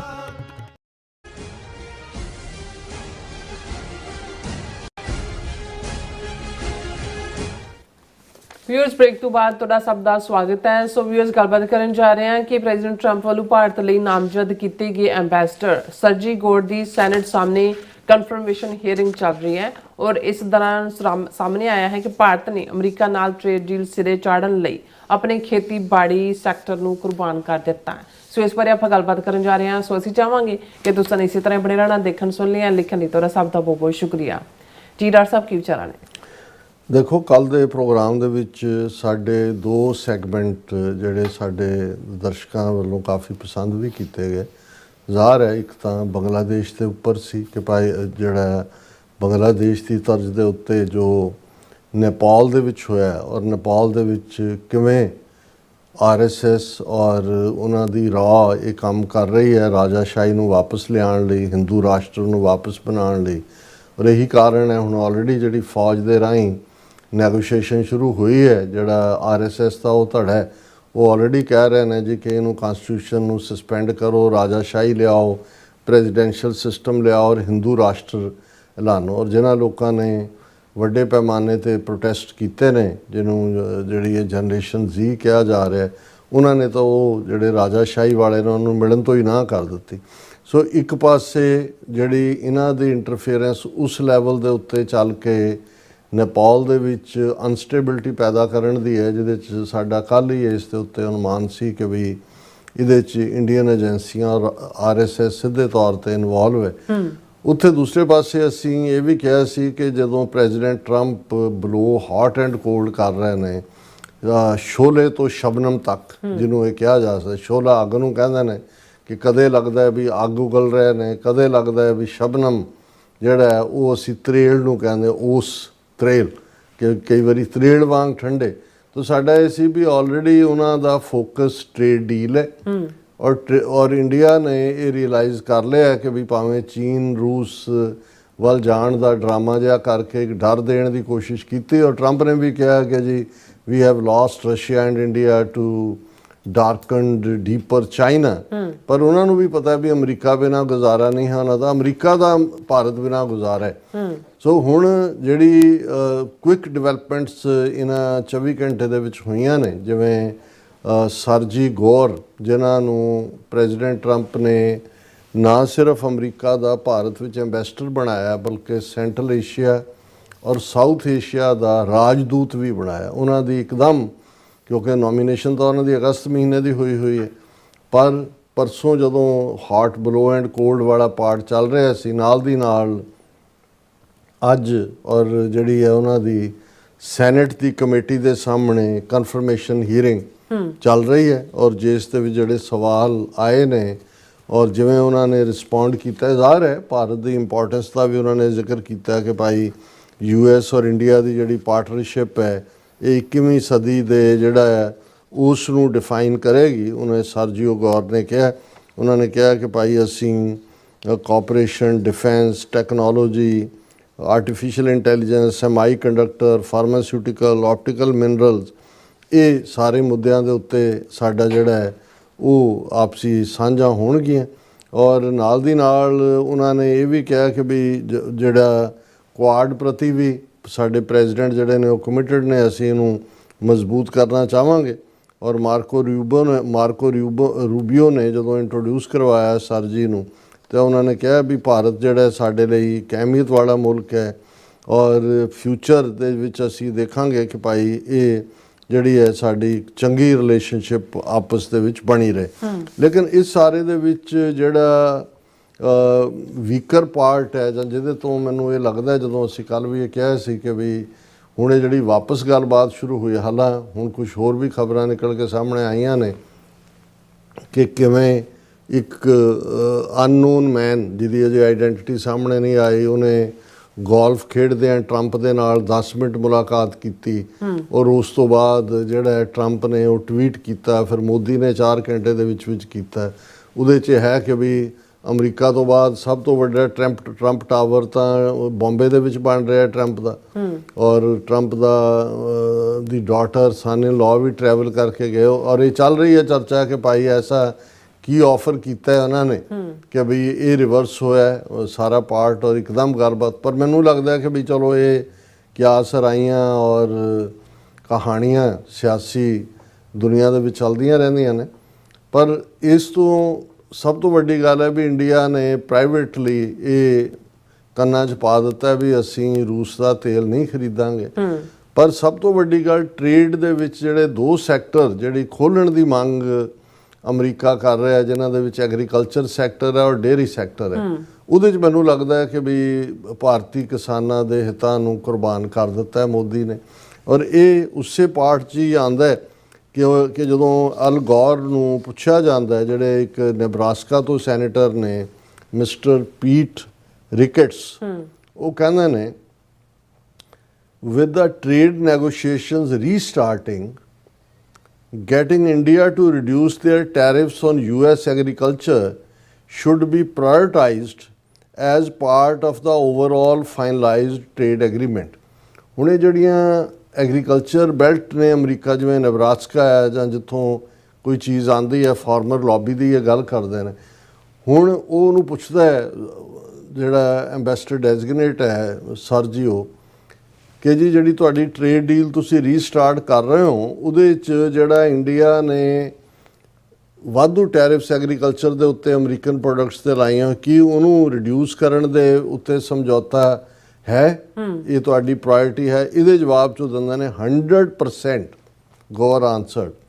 He also informed the committee that US Trade Representative Janier Greener is working on the individual items which were prohibited to be imported into India due to tariffs and barriers in the ਉਹ ਕਹਿੰਦਾ 100% ਕਿ ਅਸੀਂ agriculture ਵਾਲੇ sector 'ਚ reduce ਹੋਣਗੇ, ਯਾਨੀ ਉਹ access ਹੋਏਗੀ। ਨਾਲ ਦੀ ਨਾਲ ਉਹਨੇ ਕਿਹਾ ਕਿ ਜੀ ਜਿਹੜੇ US ਟ੍ਰੇਡ ਰਿਪਰੈਜ਼ੈਂਟੇਟਿਵ ਹੈ ਮਿਸਟਰ ਗਰੀਅਰ, ਔਰ ਉਹ ਇੰਡੀਵਿਜੂਅਲ ਆਈਟਮ ਦੇ ਉੱਤੇ ਵੀ ਕੰਮ ਕਰ ਰਹੇ ਨੇ ਵੀ ਕਿਹਦੇ ਕਿਹਦੇ ਤੇ ਜਿਹੜਾ ਹੈ। And in fact I got a briefing on this. ਉਹ ਕਹਿ ਰਹੇ ਨੇ ambassador Greer is literally working on the individual items that in the past tariffs and barriers have made it prohibitive to be imported into India, that will hopefully be changing soon in over the next few weeks, he said.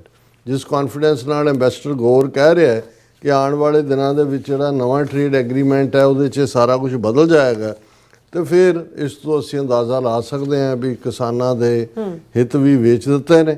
ਔਰ ਨਾ ਕਿਉਂਕਿ ਇਹੀ ਗੱਲ ਹੁਣ ਪੀਯੂਸ਼ ਗੋਇਲ ਵੀ ਕਹਿ ਰਿਹਾ ਹੈ। Commerce and Industrial Minister Piyush Goyal on Tuesday asserted that discussions were underway on the bilateral trade agreement with USA in a very good environment, and both sides were satisfied with the progress made in the negotiation. ਹੁਣ ਐਸਾ ਕੀ ਹੈ ਜਿਹੜੀ ਪਹਿਲਾਂ satisfaction ਨਹੀਂ ਸੀ, ਹੁਣ satisfaction ਹੋ ਰਹੀ ਹੈ? ਇਹਦਾ ਮਤਲਬ ਹੈ ਕਿ ਅਮਰੀਕਨ ਪ੍ਰੈਸ਼ਰ ਦੇ ਥੱਲੇ ਇੰਡੀਆ ਨੇ ਯੀਲਡ ਕੀਤਾ। ਔਰ ਇਹ ਗੱਲ ਈਵਨ ਮੌਰੀਸ਼ੀਅਸ ਦਾ ਪ੍ਰਾਈਮ ਮਿਨਿਸਟਰ ਜਿਹੜਾ ਭਾਰਤ ਵਿਜ਼ਿਟ ਕਰ ਰਿਹਾ, ਨਵੀਨ ਚੰਦਰਾ ਰਾਮਾ ਗੁਲਾਮ ਅਦਪਜਦੇ ਹਿੰਦੂ ਨੇ, ਇੰਡੀਆ ਸਿਗਨੀਫਿਕੈਂਟਲੀ ਇੰਪੈਕਟਡ ਬਾਈ ਪਿਊਨਿਟਿਵ ਟੈਰਿਫਸ। ਉਹਨਾਂ ਨੇ ਕਿਹਾ ਕਿ ਵੀ ਇਹ ਜਿਹੜੀਆਂ ਟੈਰਿਫਸ ਲਾਈਆਂ ਨੇ ਅਮਰੀਕਾ ਨੇ, ਉਹਨੇ ਭਾਰਤ ਦਾ ਜਿਹੜਾ ਹੈ ਉਹ ਜਲੂਸ ਕੱਢ ਕੇ ਰੱਖ ਦਿੱਤਾ। ਔਰ ਇਹ ਸਾਨੂੰ ਲੱਗਦਾ ਹੈ ਕਿ ਭਾਈ ਇਸ ਸਾਰੇ ਦੇ ਉੱਤੇ ਹੁਣ ਈਵਨ ਵਿਦਨ ਅਮਰੀਕਾ ਵੀ ਜਿਹੜੀ ਇਹਨਾਂ ਦੀ ਸੌਫਟ ਪਾਵਰ ਹੈ। ਇੱਕ ਇਹਨਾਂ ਨੇ ਟੈਲੀਕਾਨਫਰੰਸ ਜਿਹੜਾ ਅਮਰੀਕਾ ਦਾ ਪੁਰਾਣਾ ਐਂਬੈਸਡਰ ਸੀ ਹੁਣ ਤੱਕ ਜਨਵਰੀ ਤੱਕ, ਐਰਿਕ ਗਾਰਸੇਟੀ, ਉਹਨੂੰ ਵੀ ਲਾਈਨ 'ਤੇ ਲਿਆ। ਰੋ ਖੰਨਾ ਜਿਹੜਾ ਕਾਂਗਰਸਮੈਨ ਹੈ ਔਰ ਇੰਡੀਆ ਕਾਕਸ ਵੀ ਹੈ, ਉਹ ਵੀ। ਫਿਰ ਮਿਸਟਰ ਖੋਸਲਾ ਇੱਕ ਵੱਡਾ ਬਿਲੀਨੀਅਰ ਹੈ। ਇਹਨਾਂ ਸਾਰਿਆਂ ਨੇ ਇੱਕ ਟੈਲੀਕਾਨਫਰੰਸ ਵੀ ਕੀਤੀ ਜਿਹਦੇ 'ਚ ਉਹਨਾਂ ਨੇ ਇਹ ਕਨਕਲੂਡ ਕੀਤਾ ਕਿ ਭਾਈ ਸਾਨੂੰ ਅਮਰੀਕਾ ਦੇ ਵਿੱਚ ਆਵਾਜ਼ ਚੁੱਕਣੀ ਚਾਹੀਦੀ ਹੈ ਟੈਰਿਫਸ ਦੇ ਖਿਲਾਫ ਡੈਮੋ। ਔਰ ਉਹਨਾਂ ਨੇ ਕਿਹਾ ਕਿ ਜੀ ਜਿਹੜੇ ਇੰਡੀਅਨ ਇੱਥੇ ਨੇ ਉਹ ਲੌਬੀ ਕਰਨ, ਆਪਣੇ ਕਾਂਗਰਸਮੈਨਾਂ ਨਾਲ ਕਰਨ, ਲੌਬਿਸਟ ਹਾਇਰ ਕਰੋ, ਕਮਿਊਨਿਟੀ ਐਕਟੀਵਿਟੀ ਕਰੋ। ਔਰ ਇਹ ਜਿਹੜਾ the meeting ended with the agreement on two immediate action items, pressing Republican and Democratic lawmakers to advocate reversal of tariffs. ਕਿ ਜੀ ਜਿਹੜੇ ਰਿਪਬਲਿਕਨ ਔਰ ਡੈਮੋਕ੍ਰੇਟ ਕਾਂਗਰਸ ਉਹਨਾਂ ਨੂੰ ਕਹੋ ਜੀ ਕਿ ਵੀ ਇੰਡੀਆ ਦੇ ਖਿਲਾਫ ਜਿਹੜੀਆਂ ਟੈਰਿਫਸ ਨੇ ਉਹਨਾਂ ਨੂੰ ਰਿਵਰਸ ਕਰੋ।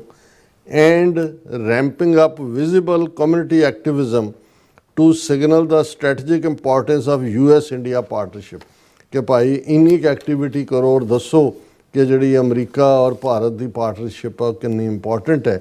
ਸੋ ਮੈਨੂੰ ਲੱਗਦਾ ਵੀ ਇਹਦਾ ਤਾਂ ਕੋਈ ਬਹੁਤਾ ਫਰਕ ਨਹੀਂ ਪੈਣਾ, ਉਹ ਤਾਂ ਉਹਨਾਂ ਨੂੰ ਪਤਾ ਹੈ ਕਿਤੇ ਨਾ ਕਿਤੇ ਕਿਸੇ ਲੈਵਲ 'ਤੇ ਡੀਲ ਹੋਈ ਹੈ। ਟਰੰਪ ਨੂੰ ਵੀ ਖੁਸ਼ ਕਰ ਦਿੱਤਾ ਲੱਗਦਾ, ਪਰ ਅਲਟੀਮੇਟਲੀ ਜਦੋਂ ਅਮਰੀਕਨਸ ਬਿਜ਼ਨਸ ਦੀ ਗੱਲ ਕਰਦੇ ਨੇ ਫਿਰ ਬਿਜ਼ਨਸ ਮੀਨਸ ਬਿਜ਼ਨਸ। ਔਰ ਮੈਨੂੰ ਇਹ ਲੱਗਦਾ ਵੀ ਜਿਹੜਾ ਐਗਰੀਕਲਚਰ ਸੈਕਟਰ ਜਿਹਦੇ 'ਚ ਐਗਰੀਕਲਚਰ ਔਰ ਡੇਅਰੀ ਦਾ ਉਸ ਦਾ ਫ੍ਰੀ ਐਕਸੈਸ ਇੰਡੀਅਨ ਮਾਰਕੀਟ ਨੂੰ ਉਹ ਲੱਗਦਾ ਕਿ ਵੀ ਇਹਨਾਂ ਨੇ ਸਰੈਂਡਰ ਕਰ ਦਿੱਤਾ। ਜੀ ਡਾਕਟਰ ਸਾਹਿਬ ਤੁਹਾਡਾ ਬਹੁਤ ਬਹੁਤ ਧੰਨਵਾਦ। ਸਾਥ ਲੈਣੇ ਬ੍ਰੇਕ ਵਿਊਅਰਸ ਤੁਸੀਂ ਇਸੇ ਤਰ੍ਹਾਂ ਜੁੜੇ ਰਹਿਣਾ, ਮਿਲਦੇ ਹਾਂ after this short break.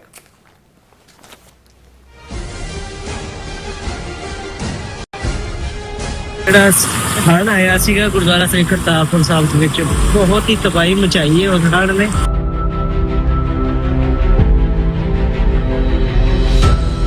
Team United 6 ਇੱਥੇ ਪਿੰਡ ਸਸਰਾਲੀ ਵਿਖੇ ਬੰਦ ਬਣਾਉਣ ਦੀ ਸੇਵਾ ਪਿਛਲੇ 2 ਦਿਨਾਂ ਤੋਂ ਗੁਰੂ ਮਹਾਰਾਜ ਯੂਨਾਈਟਿਡ 6 ਵੱਲੋਂ ਵੀ ਲੈ ਰਹੇ ਹਨ ਜੀ। ਟੀਮ ਯੂਨਾਈਟਿਡ 6 ਇੱਥੇ ਹਰ ਵਕਤ ਹਾਜ਼ਰ ਹੈ ਜੀ। ਜਿਸ ਵੀ ਚੀਜ਼ ਦੀ ਜ਼ਰੂਰਤ ਹੋਵੇਗੀ ਉਸ ਚੀਜ਼ ਦੀ ਜਾਣਕਾਰੀ ਟੀਮ ਯੂਨਾਈਟਿਡ 6 ਤੁਹਾਨੂੰ ਪਹੁੰਚਾਉਂਦੀ ਰਹੇਗੀ ਜੀ। ਪੰਜਾਬ ਵਿੱਚ ਆਏ ਹੜ੍ਹਾਂ ਨੇ ਸਭ ਪਾਸੇ ਤਬਾਹੀ ਮਚਾਈ ਹੋਈ ਹੈ। ਚਾਰੇ ਪਾਸੇ ਪਾਣੀ ਹੀ ਪਾਣੀ ਹੈ। ਜਨ ਜੀਵਨ ਬੁਰੀ ਤਰ੍ਹਾਂ ਪ੍ਰਭਾਵਿਤ ਹੋਇਆ ਹੈ। ਫਸਲਾਂ ਤਬਾਹ ਹੋ ਚੁੱਕੀਆਂ ਹਨ ਤੇ ਲੋਕ ਬੇਘਰ ਹੋ ਗਏ ਹਨ। ਪਰ ਹਮੇਸ਼ਾ ਦੀ ਤਰ੍ਹਾਂ ਇਸ ਮੁਸ਼ਕਿਲ ਦੀ ਘੜੀ ਵਿੱਚ ਵੀ ਇੱਕ ਸੰਸਥਾ ਸਹਾਇਤਾ ਲਈ ਅੱਗੇ ਆਈ ਹੈ, ਯੂਨਾਈਟਿਡ 6। ਮੁਸੀਬਤ ਵਿੱਚ ਫਸੇ ਹਜ਼ਾਰਾਂ ਪਰਿਵਾਰਾਂ ਨੂੰ ਯੂਨਾਈਟਿਡ 6 ਦੇ ਸੇਵਾਦਾਰ ਮੀਲਾਂ ਤੱਕ ਪੈਦਲ ਤੁਰ ਕੇ ਕਿਸ਼ਤੀਆਂ ਰਾਹੀਂ ਹਰ ਸੰਭਵ ਅਸੰਭਵ ਤਰੀਕੇ ਨਾਲ ਉਹਨਾਂ ਨੂੰ ਮਦਦ ਦੇਣ ਲਈ ਪਹੁੰਚ ਕਰ ਰਹੇ ਹਨ। ਪ੍ਰਭਾਵਿਤ ਪਰਿਵਾਰਾਂ ਲਈ ਹਰ ਰੋਜ਼ ਉਹ ਭੋਜਨ, ਸਾਫ਼ ਪਾਣੀ, ਦਵਾਈਆਂ, ਮੱਛਰਦਾਨੀਆਂ, ਪਸ਼ੂਆਂ ਲਈ ਚਾਰਾ ਅਤੇ ਹੋਰ ਜ਼ਰੂਰੀ ਵਸਤਾਂ ਦੀ ਸਪਲਾਈ ਕਰ ਰਹੇ ਹਨ। ਪ੍ਰਭਾਵਿਤ ਪਰਿਵਾਰਾਂ ਨੂੰ ਕੋਈ ਮੁਸ਼ਕਿਲ ਨਾ ਹੋਵੇ, ਇਕੱਲਾਪਣ ਨਾ ਲੱਗੇ, ਇਸ ਲਈ ਸੇਵਾਦਾਰ ਹਰ ਰੋਜ਼ ਉਹਨਾਂ ਲਈ ਤਨਦੇਹੀ ਨਾਲ ਸੇਵਾਵਾਂ ਨਿਭਾ ਰਹੇ ਹਨ। ਤੁਸੀਂ ਵੀ ਯੂਨਾਈਟਿਡ 6 ਜਥੇਬੰਦੀ ਨਾਲ ਜੁੜ ਸਕਦੇ ਹੋ। ਆਪਣਾ ਯੋਗਦਾਨ ਪਾਓ ਅਤੇ ਪੀੜਤਾਂ ਦੀ ਸਹਾਇਤਾ ਕਰੋ। ਵਧੇਰੇ ਜਾਣਕਾਰੀ ਲਈ ਤੁਸੀਂ ਸਕਰੀਨ ਤੇ ਦਿੱਤੇ ਨੰਬਰਾਂ ਤੇ ਸੰਪਰਕ ਕਰ ਸਕਦੇ ਹੋ। ਸਰਕਾਰੀ ਅੱਤਵਾਦ ਨੂੰ ਠੱਲਣ ਵਾਲੇ ਕੌਮੀ ਸ਼ਹੀਦ ਭਾਈ ਦਿਲਾਵਰ ਸਿੰਘ ਅਤੇ ਲਾਵਾਰਸ ਲਾਸ਼ਾਂ ਦੇ ਵਾਰਸ ਭਾਈ ਜਸਵੰਤ ਸਿੰਘ ਖਾਲੜਾ ਦੀ ਸ਼ਹਾਦਤ ਨੂੰ ਸਮਰਪਿਤ ਮਹਾਨ ਸ਼ਹੀਦੀ ਸਮਾਗਮ ਆਉਂਦੀ 14 ਸਤੰਬਰ 2025 ਦਿਨ ਐਤਵਾਰ ਨੂੰ ਗੁਰਦੁਆਰਾ ਸਿੱਖ ਕਲਚਰਲ ਸੁਸਾਇਟੀ ਨਿਊਯਾਰਕ ਵਿਖੇ ਕਰਵਾਇਆ ਜਾ ਰਿਹਾ ਹੈ। ਖਾਲਿਸਤਾਨ ਅਫੇਅਰਸ ਸੈਂਟਰ ਦੇ ਸੰਚਾਲਕ ਡਾਕਟਰ ਅਮਰਜੀਤ ਸਿੰਘ ਵਿਸ਼ੇਸ਼ ਤੌਰ ਤੇ ਇਸ ਸਮਾਗਮ ਵਿੱਚ ਹਾਜ਼ਰੀ ਲਵਾਉਣਗੇ। Gurdwara Sahib Prabandhak committee, Doaba Sikh association, Sikh youth of America ਸਮੇਤ ਸਮੂਹ ਪੰਥਕ ਜਥੇਬੰਦੀਆਂ ਵੱਲੋਂ ਆਪ ਸਭ ਨੂੰ ਇਸ ਸਮਾਗਮ ਵਿੱਚ ਹਾਜ਼ਰੀ ਲਵਾਉਣ ਲਈ ਪੁਰਜ਼ੋਰ ਬੇਨਤੀ ਕੀਤੀ ਜਾਂਦੀ ਹੈ। ਵਧੇਰੇ ਜਾਣਕਾਰੀ ਲਈ ਆਪ ਹੇਠ ਦਿੱਤੇ ਨੰਬਰਾਂ ਤੇ ਸੰਪਰਕ ਕਰ ਸਕਦੇ ਹੋ।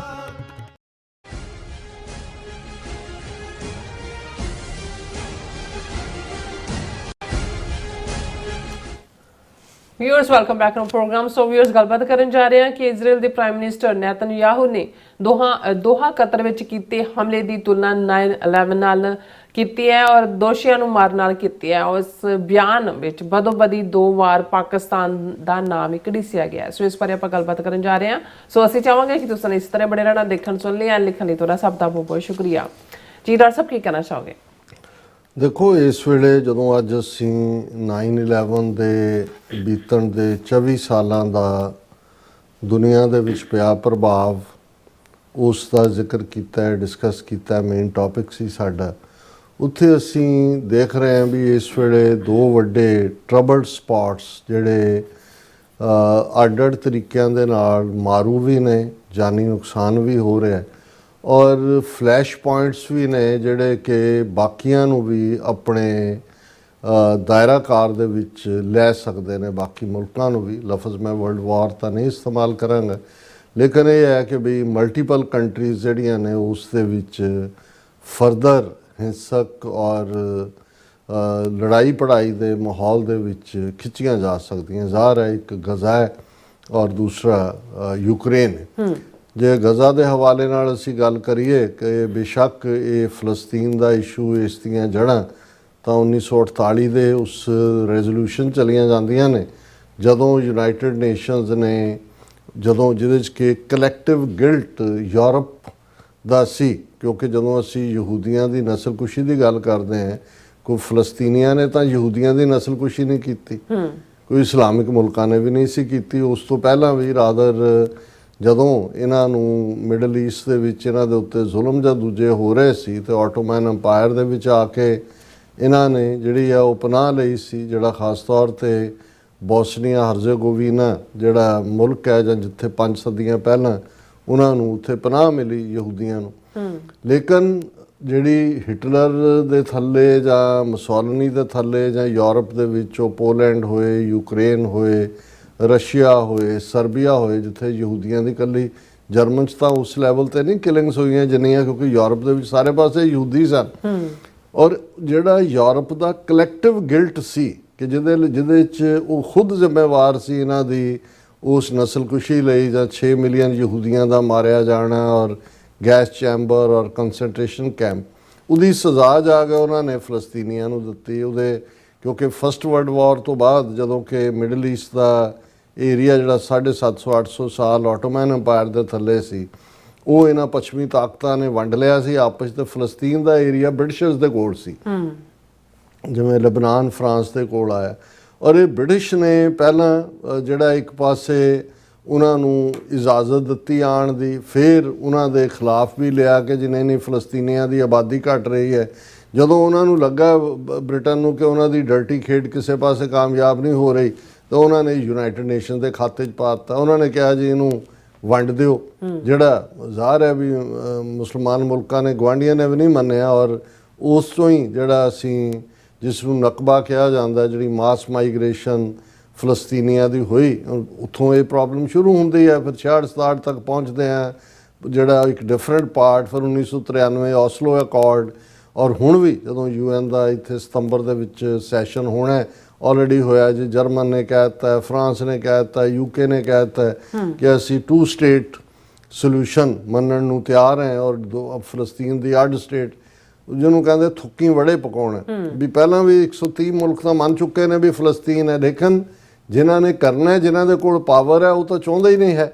ਉਹ ਤਾਂ ਉਸ ਸੋ ਕਾਲਡ ਗ੍ਰੇਟਰ ਇਜ਼ਰਾਈਲ ਦੇ ਥੱਲੇ ਜਾਂ ਬਿਬਲੀਕਲ ਰੂਟਸ ਨਾਲ ਜੋੜ ਕੇ ਉਹਨਾਂ ਚੋਜ਼ਨ ਪੀਪਲ ਦੇ ਨਾਂ ਥੱਲੇ ਜੋ ਮਰਜ਼ੀ ਉਹ ਕਰ ਰਹੇ ਨੇ ਇਸ ਵੇਲੇ। ਜਿਸ ਕਿਸਮ ਦੀ ਨਸਲਕੁਸ਼ੀ ਉਹ ਕਰ ਰਹੇ ਨੇ, 70-80 ਹਜ਼ਾਰ ਤੁਸੀਂ ਬੇਗੁਨਾਹ ਜਿਹਨਾਂ 'ਚ 2/3 ਔਰਤਾਂ ਔਰ ਬੱਚੇ ਨੇ ਉਹ ਮਾਰ ਦਿੱਤੇ ਨੇ। ਹਰ ਰੋਜ਼ ਜਿਹੜੀ ਹੈ ਉਹ ਕਿਤੇ ਬੰਬਾਰਡਮੈਂਟ ਹੋ ਰਹੀ ਹੈ, ਕਿਤੇ ਤੁਸੀਂ ਨੋਟਿਸ ਦੇ ਰਹੇ ਹੋ ਵੀ ਨਿਕਲੋ ਇੱਥੋਂ ਕਰਕੇ ਉੱਥੇ ਨਿਕਲੋ। ਔਰ ਆਫਰੀਨ ਹੈ ਫਲਸਤੀਨੀਆਂ ਨੂੰ, ਜਿਸ ਕਦਰ ਉਹ ਅੜੇ ਹੋਏ ਨੇ, ਜਿਸ ਕਦਰ ਉਹ ਮੌਤ ਨੂੰ ਆਪਣੇ ਗੜ ਨਾਲ ਲਾ ਰਹੇ ਨੇ, ਸ਼ਹੀਦ ਹੋ ਰਹੇ ਨੇ, ਇਹ ਰਿਮਾਰਕੇਬਲ ਹੈ।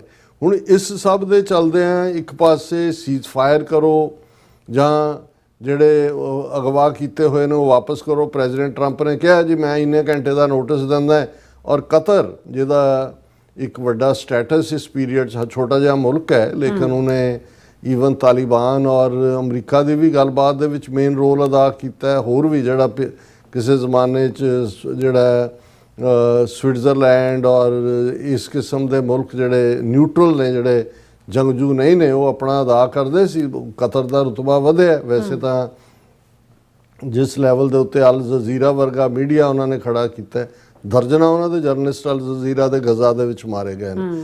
ਔਰ ਕਤਰ ਇਸ ਰੋਲ ਨੂੰ ਅਮਰੀਕਾ ਦੇ ਕਹਿਣ ਦੇ ਉੱਤੇ, ਔਰ ਜ਼ਾਹਰ ਹੈ ਉਸ ਦੇ ਵਿੱਚ ਇਜਿਪਟ ਵੀ ਇਨਵੋਲਵ ਹੈ। ਹੁਣ ਇਹ ਫਾਈਨਲ ਮੀਟਿੰਗ ਕਿ ਜੀ ਸੀਜ਼ ਫਾਇਰ ਔਰ ਹਮਾਸ ਨੇ ਜੋ ਵੀ ਇਹਨਾਂ ਦੀਆਂ ਸ਼ਰਤਾਂ, ਉਹਨਾਂ ਨੇ ਕਿਹਾ ਜੀ ਠੀਕ ਹੈ ਅਸੀਂ ਫਾਈਨਲ ਗੱਲਬਾਤ ਲਈ ਤਿਆਰ ਹਾਂ। ਔਰ ਜਿਉਂ ਹੀ ਉਹਨਾਂ ਨੇ ਉਹ ਜਿਹੜਾ ਮੀਟਿੰਗ ਪਲੇਸ ਜਾਂ ਦੂਜਾ ਰੱਖਿਆ, ਉੱਥੇ ਇਜ਼ਰਾਈਲ ਨੇ ਬੰਬਾਰਡਮੈਂਟ ਕੀਤੀ।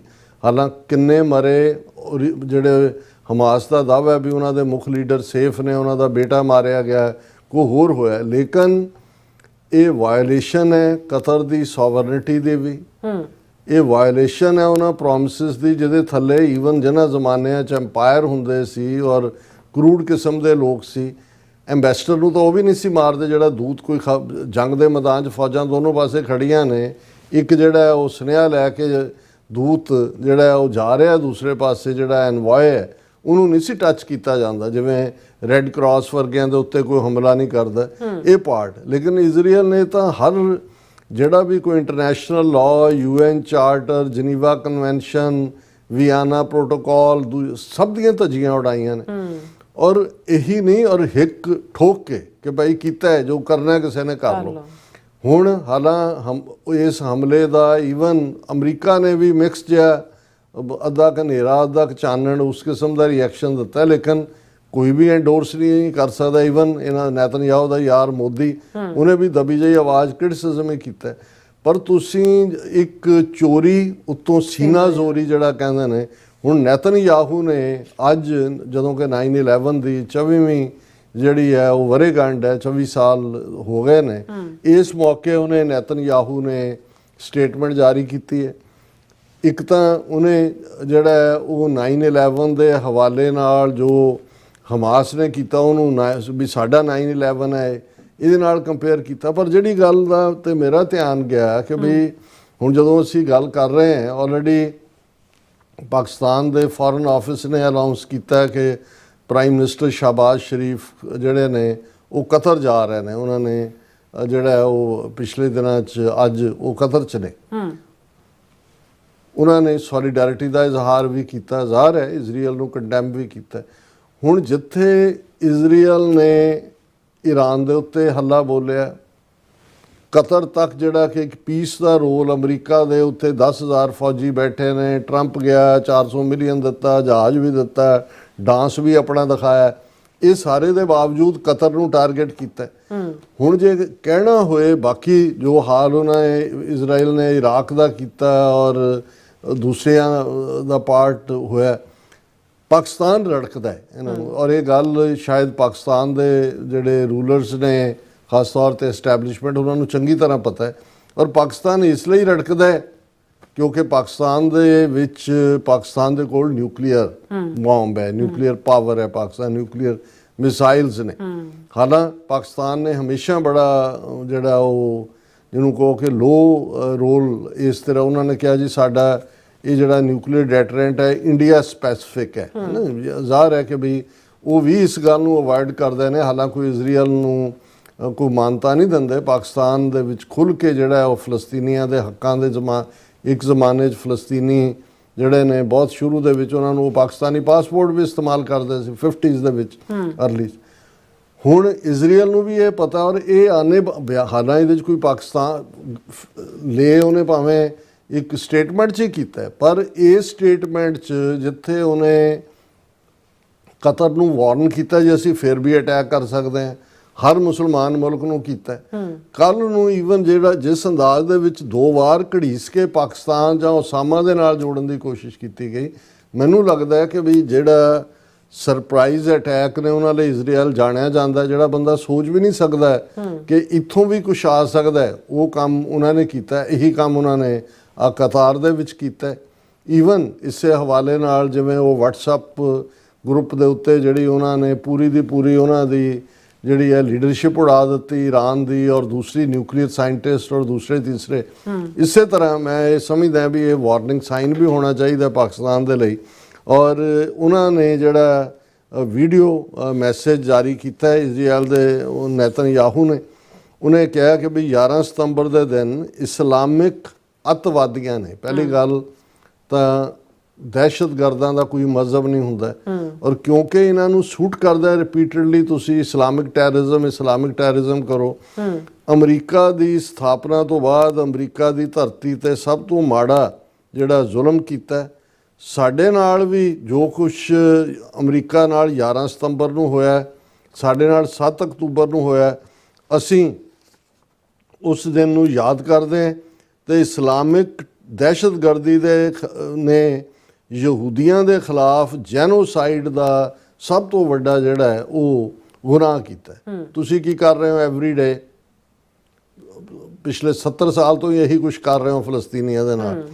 ਫਿਰ ਉਹਨਾਂ ਨੇ ਕਿਹਾ ਕਿ ਵੀ ਇਹ ਜਿਹੜਾ ਅਸੀਂ ਜਿਵੇਂ 11 ਸਤੰਬਰ ਤੋਂ ਬਾਅਦ ਅਮਰੀਕਾ ਨੇ ਜਿਹੜੇ ਕ੍ਰਿਮੀਨਲ ਸੀ ਉਹਨਾਂ ਨੂੰ, ਜਿਹੜੇ ਉਸ ਹਮਲੇ ਲਈ ਜ਼ਿੰਮੇਵਾਰ ਸੀ, ਉਹਨਾਂ ਨੂੰ ਪਨਿਸ਼ ਕਰਨ ਦੇ ਲਈ ਜਿਹੜਾ ਹਰ ਹੀਲਾ ਕੀਤਾ, ਉਹ ਕਿਤੇ ਵੀ ਹੋਣ ਉਹਨਾਂ ਨੂੰ ਜਿਹੜਾ ਉਹ ਪਨਿਸ਼ ਕੀਤਾ। 2 ਹਫ਼ਤਿਆਂ ਬਾਅਦ UN ਸਿਕਿਉਰਿਟੀ ਕੌਂਸਲ 'ਚੋਂ ਰੈਜ਼ੋਲੂਸ਼ਨ ਵੀ ਕਰਵਾਇਆ ਜਿਸ 'ਚ ਕੋਈ ਵੀ ਸਰਕਾਰ ਜਿਹੜੀ ਹੈ ਉਹ ਦਹਿਸ਼ਤਗਰਦਾਂ ਨੂੰ ਪਨਾਹ ਨਹੀਂ ਦੇ ਸਕਦੀ। ਹੁਣ ਉਹ ਅਮਰੀਕਾ ਨਾਲ ਕੰਪੇਅਰ ਕਰ ਰਿਹਾ ਜੀ 9/11 ਤੋਂ ਬਾਅਦ ਤੁਸੀਂ ਜਿਵੇਂ ਜਾ ਕੇ ਜਿਹੜਾ ਅਫਗਾਨਿਸਤਾਨ 'ਤੇ ਹੱਲਾ ਬੋਲਿਆ, ਉਸ ਮੁਲਕ ਨੂੰ ਵੀ ਦੁਸ਼ਮਣ ਐਲਾਨਿਆ ਜਿਹੜਾ ਇਸ ਦੇ ਲਈ ਜ਼ਿੰਮੇਵਾਰ ਨੂੰ ਪਨਾਹ, ਇਸੇ ਤਰ੍ਹਾਂ ਅਸੀਂ ਕਰ ਰਹੇ ਹਾਂ। ਜੇ ਅਸੀਂ ਕਤਰ 'ਤੇ ਹਮਲਾ ਕੀਤਾ ਅਸੀਂ ਬਿਲਕੁਲ ਠੀਕ ਕੀਤਾ। ਹੁਣ ਉਹ ਕਹਿ ਰਿਹਾ ਕਿ ਵੀ ਅਸੀਂ ਵੀ ਕੱਲ੍ਹ ਇਹੀ ਕੁਛ ਕੀਤਾ।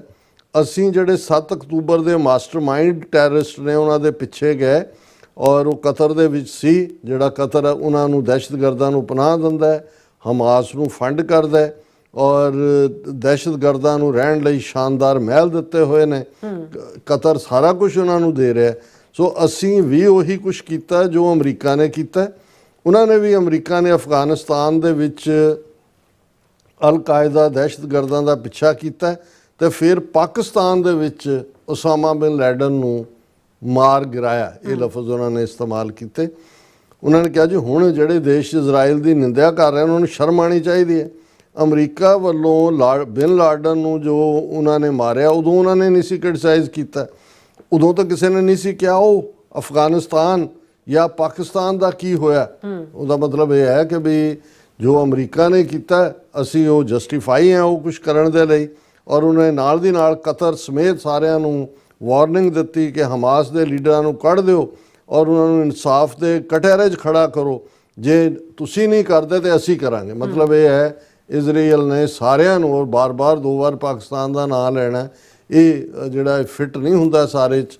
ਇਹ ਮੈਨੂੰ ਲੱਗਦਾ ਵੀ ਡੈਲੀਬਰੇਟਲੀ ਕੀਤਾ ਗਿਆ। ਹਾਲਾਂਕਿ ਇਸ ਦੇ ਉੱਤੇ ਸੋਸ਼ਲ ਮੀਡੀਆ 'ਤੇ ਜਿਹੜਾ ਇਹਨੂੰ ਚੈਲੰਜ ਵੀ ਕੀਤਾ ਗਿਆ ਔਰ ਇਹ ਜਿਹੜਾ ਉਹਦੇ 'ਚ ਉਹਨਾਂ ਨੇ ਕਿਹਾ ਕਿ ਵੀ ਇੱਕ ਗੱਲ ਦਾ ਧਿਆਨ ਰੱਖੇ ਇਜ਼ਰਾਈਲ ਕਿ ਨਾ ਇਜ਼ਰਾਈਲ ਅਮਰੀਕਾ ਹੈ ਤੇ ਨਾ ਹੀ ਜਿਹੜਾ ਪਾਕਿਸਤਾਨ ਉਹ ਕਤਾਰ ਹੈ, ਔਰ ਇਹ ਆਪਣਾ ਦਿਮਾਗ ਜਰਾ ਟਿਕਾਣੇ ਰੱਖੋ। ਔਰ ਇਹ ਜਿਹੜਾ ਹੁਣ ਇੱਕ ਹੋਰ ਨੇ ਕਿਹਾ ਕਿ 9/11 ਦੇ ਨਾਲ ਖੁਦ ਨੂੰ ਜੋੜਨਾ ਤੇ ਉਹਨੂੰ ਆਧਾਰ ਬਣਾ ਕੇ ਕਿਸੇ ਦੂਸਰੇ ਦੇਸ਼ ਤੇ ਦਹਿਸ਼ਤਗਰਦ ਹਮਲੇ ਨੂੰ ਜਾਇਜ਼ ਠਹਿਰਾਉਣਾ, ਇਹ ਜਿਹੜਾ ਇਹ ਐਕਸੈਪਟੇਬਲ ਨਹੀਂ ਹੈ। ਪਰ ਮੈਨੂੰ ਇਹ ਲੱਗਦਾ ਵੀ ਕਿਸੇ ਵੇਲੇ ਵੀ ਈਵਨ ਇਜ਼ਰਾਈਲ ਜਿਵੇਂ ਦਿਲ ਵਧੀ ਔਰ ਅਮਰੀਕਾ ਜਾਣੇ ਅਣਜਾਣੇ ਜੋ ਵੀ ਹੈ ਜਿਸ ਲੈਵਲ ਦੇ ਉੱਤੇ ਵੀ ਹੈ, ਇਹ ਇਜ਼ਰਾਈਲ ਨੂੰ ਪਤਾ ਹੈ ਕਿ ਹੀ ਕੈਨ ਗੈਟ ਅਵੇ ਵਿਦ ਇਟ। ਸੋ ਪਾਕਿਸਤਾਨ ਨੂੰ ਖਬਰਦਾਰ ਹੋਣ ਦੀ ਲੋੜ ਹੈ। ਬਿਲਕੁਲ ਡਾਕਟਰ ਸਾਹਿਬ, ਤੁਹਾਡਾ ਬਹੁਤ ਬਹੁਤ ਸ਼ੁਕਰੀਆ। ਸੋ ਤਲਨ ਬ੍ਰੇਕ ਵਿਊਅਰਸ, ਤੁਸੀਂ ਕਿਤੇ ਨਹੀਂ ਜਾਣਾ, ਮਿਲਦੇ ਹਾਂ ਆਫਟਰ ਦਿਸ ਸ਼ਾਰਟ ਬ੍ਰੇਕ।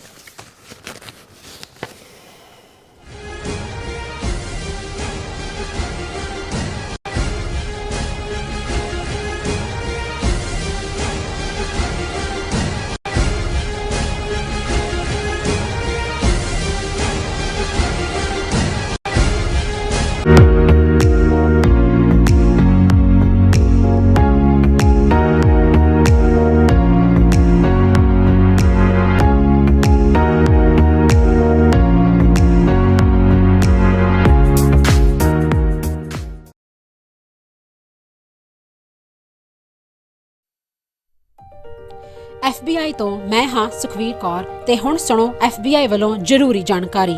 ਸਾਡੇ ਦੇਸ਼ ਅਮਰੀਕਾ ਵਿੱਚ ਬਾਹਰਲੇ ਦੇਸ਼ਾਂ ਦੀਆਂ ਸਰਕਾਰਾਂ ਵੱਲੋਂ ਅੰਤਰਰਾਸ਼ਟਰੀ ਦਬਾਅ ਪਾਇਆ ਜਾ ਰਿਹਾ ਹੈ। ਇਸ ਨੂੰ ਰੋਕਣ ਲਈ FBI ਨੂੰ ਤੁਹਾਡੇ ਸਹਿਯੋਗ ਦੀ ਲੋੜ ਹੈ। ਵਿਦੇਸ਼ੀ ਸਰਕਾਰਾਂ ਜਾਂ ਉਹਨਾਂ ਦੇ ਮੁਲਾਜ਼ਮਾਂ ਜਾਂ ਮੁਖਬਰਾਂ ਵੱਲੋਂ ਅਮਰੀਕਾ ਵਿੱਚ ਵਸਦੇ ਕਿਸੇ ਵੀ ਇਨਸਾਨ ਨਾਲ ਕੀਤੇ ਜਾ ਰਹੇ ਅੰਤਰਰਾਸ਼ਟਰੀ ਦਬਾਅ ਦੀਆਂ ਕੁਝ ਕਿਸਮਾਂ ਇਹ ਨੇ: ਨਿਗਰਾਨੀ ਰੱਖਣੀ, ਪਿੱਛਾ ਕਰਨਾ, ਤੰਗ ਪਰੇਸ਼ਾਨ ਕਰਨਾ, ਅਗਵਾ ਕਰਨ ਦੀ ਕੋਸ਼ਿਸ਼ ਜਾਂ ਉਸ ਤੇ ਸਰੀਰਕ ਹਮਲਾ ਕਰਨਾ ਅਤੇ ਧਮਕੀਆਂ ਤੇ ਡਰਾਵੇ ਰਾਹੀਂ ਜ਼ਬਰਦਸਤੀ ਕਿਸੇ ਭਾਈਚਾਰੇ ਜਾਂ ਵਿਅਕਤੀਆਂ ਬਾਰੇ ਜਾਣਕਾਰੀ ਇਕੱਠੀ ਕਰਨ ਦੀ ਕੋਸ਼ਿਸ਼ ਕਰਨੀ, ਕਿਸੇ ਨੂੰ ਉਸ ਦੇ ਮੂਲ ਦੇਸ਼ ਨੂੰ ਮੁੜਨ ਲਈ ਮਜਬੂਰ ਕਰਨਾ ਜਾਂ ਮੂਲ ਦੇਸ਼ ਵਿੱਚ ਵਸਦੇ ਉਸ ਦੇ ਰਿਸ਼ਤੇਦਾਰਾਂ ਨੂੰ ਡਰਾਉਣਾ ਜਾਂ ਹਿਰਾਸਤ ਵਿੱਚ ਲੈਣਾ, ਕਿਸੇ ਦੇ ਕੰਪਿਊਟਰ ਜਾਂ ਫੋਨ ਨੂੰ ਹੈਕ ਕਰਕੇ ਉਸ ਦੀ ਨਿੱਜਤਾ ਤੇ ਹਮਲਾ ਕਰਨਾ ਜਾਂ ਉਸ ਬਾਰੇ ਇੰਟਰਨੈਟ ਤੇ ਕੂੜ ਪ੍ਰਚਾਰ ਕਰਨਾ, ਕਿਸੇ ਦੀਆਂ ਵਿੱਤੀ ਜਾਇਦਾਦਾਂ ਨੂੰ ਜ਼ਬਤ ਕਰਨਾ। ਜੇ ਤੁਹਾਨੂੰ ਲੱਗਦਾ ਹੈ ਕਿ ਤੁਸੀਂ ਅੰਤਰਰਾਸ਼ਟਰੀ ਦਬਾਅ ਦੇ ਸ਼ਿਕਾਰ ਹੋ ਤਾਂ FBI ਨੂੰ ਹੁਣੇ ਕਾਲ ਕਰੋ 1-800-CALL-FBI ਜਾਂ 1-800-225-5324 ਤੇ ਸੰਪਰਕ ਕਰੋ। ਤੇ ਜੇ ਤੁਹਾਡੇ ਲਈ ਅੰਗਰੇਜ਼ੀ ਵਿੱਚ ਗੱਲ ਕਰਨਾ ਮੁਸ਼ਕਲ ਹੈ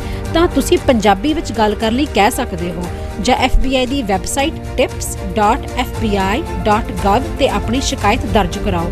ਹੋਰ ਜਾਣਕਾਰੀ ਲਈ ਦੇਖੋ fbi.gov/TNR। ਜੇਕਰ ਤੁਸੀਂ ਤੁਰੰਤ ਸਰੀਰਕ ਖਤਰੇ ਵਿੱਚ ਹੋ ਤਾਂ 911 ਤੇ ਕਾਲ ਕਰੋ। FBI ਵੱਲੋਂ ਤੁਹਾਡੀ ਰਿਪੋਰਟ ਕਦੀ ਵੀ ਕਿਸੇ ਵਿਦੇਸ਼ੀ ਸਰਕਾਰ ਨਾਲ ਸਾਂਝੀ ਨਹੀਂ ਕੀਤੀ ਜਾਵੇਗੀ। FBI ਦਾ ਮਨੋਰਥ ਅਮਰੀਕਾ ਵਿੱਚ ਵਸਦੇ ਲੋਕਾਂ ਦੀ ਰੱਖਿਆ ਕਰਨਾ ਅਤੇ ਯੂਨਾਈਟਿਡ ਸਟੇਟਸ ਦੇ ਸੰਵਿਧਾਨ ਨੂੰ ਕਾਇਮ ਰੱਖਣਾ ਹੈ।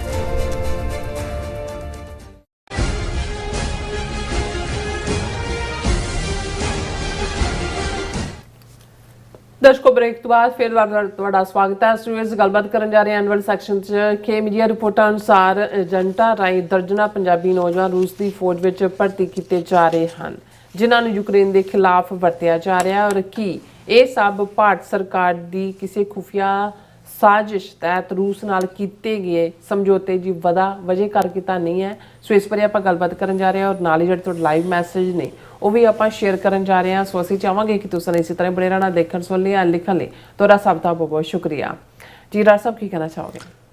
ਦੇਖੋ, ਲਗਭਗ ਮੇਰਾ ਖਿਆਲ ਹੈ ਜੇ ਮੈਂ ਗਲਤ ਨਾ ਹੋਵਾਂ ਤਾਂ 7-8 ਮਹੀਨੇ ਪਹਿਲਾਂ ਇਹ ਇਸ਼ੂ ਪਹਿਲਾਂ ਆਂਧਰਾ ਪ੍ਰਦੇਸ਼ ਦੇ ਇੱਕ ਮੈਂਬਰ ਪਾਰਲੀਮੈਂਟ ਨੇ ਇੰਡੀਅਨ ਪਾਰਲੀਮੈਂਟ ਚੁੱਕਿਆ ਸੀ। ਉਹਨੇ ਆਪਣੇ ਹਲਕੇ ਦੇ ਕੁਝ ਮੁਸਲਮਾਨ ਨੌਜਵਾਨਾਂ ਦਾ ਹਵਾਲਾ ਦਿੱਤਾ ਸੀ ਕਿ ਵੀ ਉਹ ਜਿਹੜੇ ਨੇ ਉਹ ਮਾਰੇ ਗਏ ਨੇ ਰੂਸ ਦੇ ਵਿੱਚ। ਜ਼ਬਰਦਸਤੀ ਉਹਨਾਂ ਨੂੰ ਜਿਹੜਾ ਹੈ ਉਹ ਨੌਕਰੀ ਦਾ ਝਾਂਸਾ ਦੇ ਕੇ ਫੌਜ ਦੇ ਵਿੱਚ ਧੱਕ ਦਿੱਤਾ ਜਾਂਦਾ ਹੈ ਔਰ ਔਡ ਕੰਮ ਉਹਨਾਂ ਤੋਂ ਕਰਵਾਉਣ ਦੇ ਨਾਂ ਥੱਲੇ ਯੂਕਰੇਨ ਦੇ ਵਿੱਚ ਉਹ ਮਾਰੇ ਗਏ ਨੇ।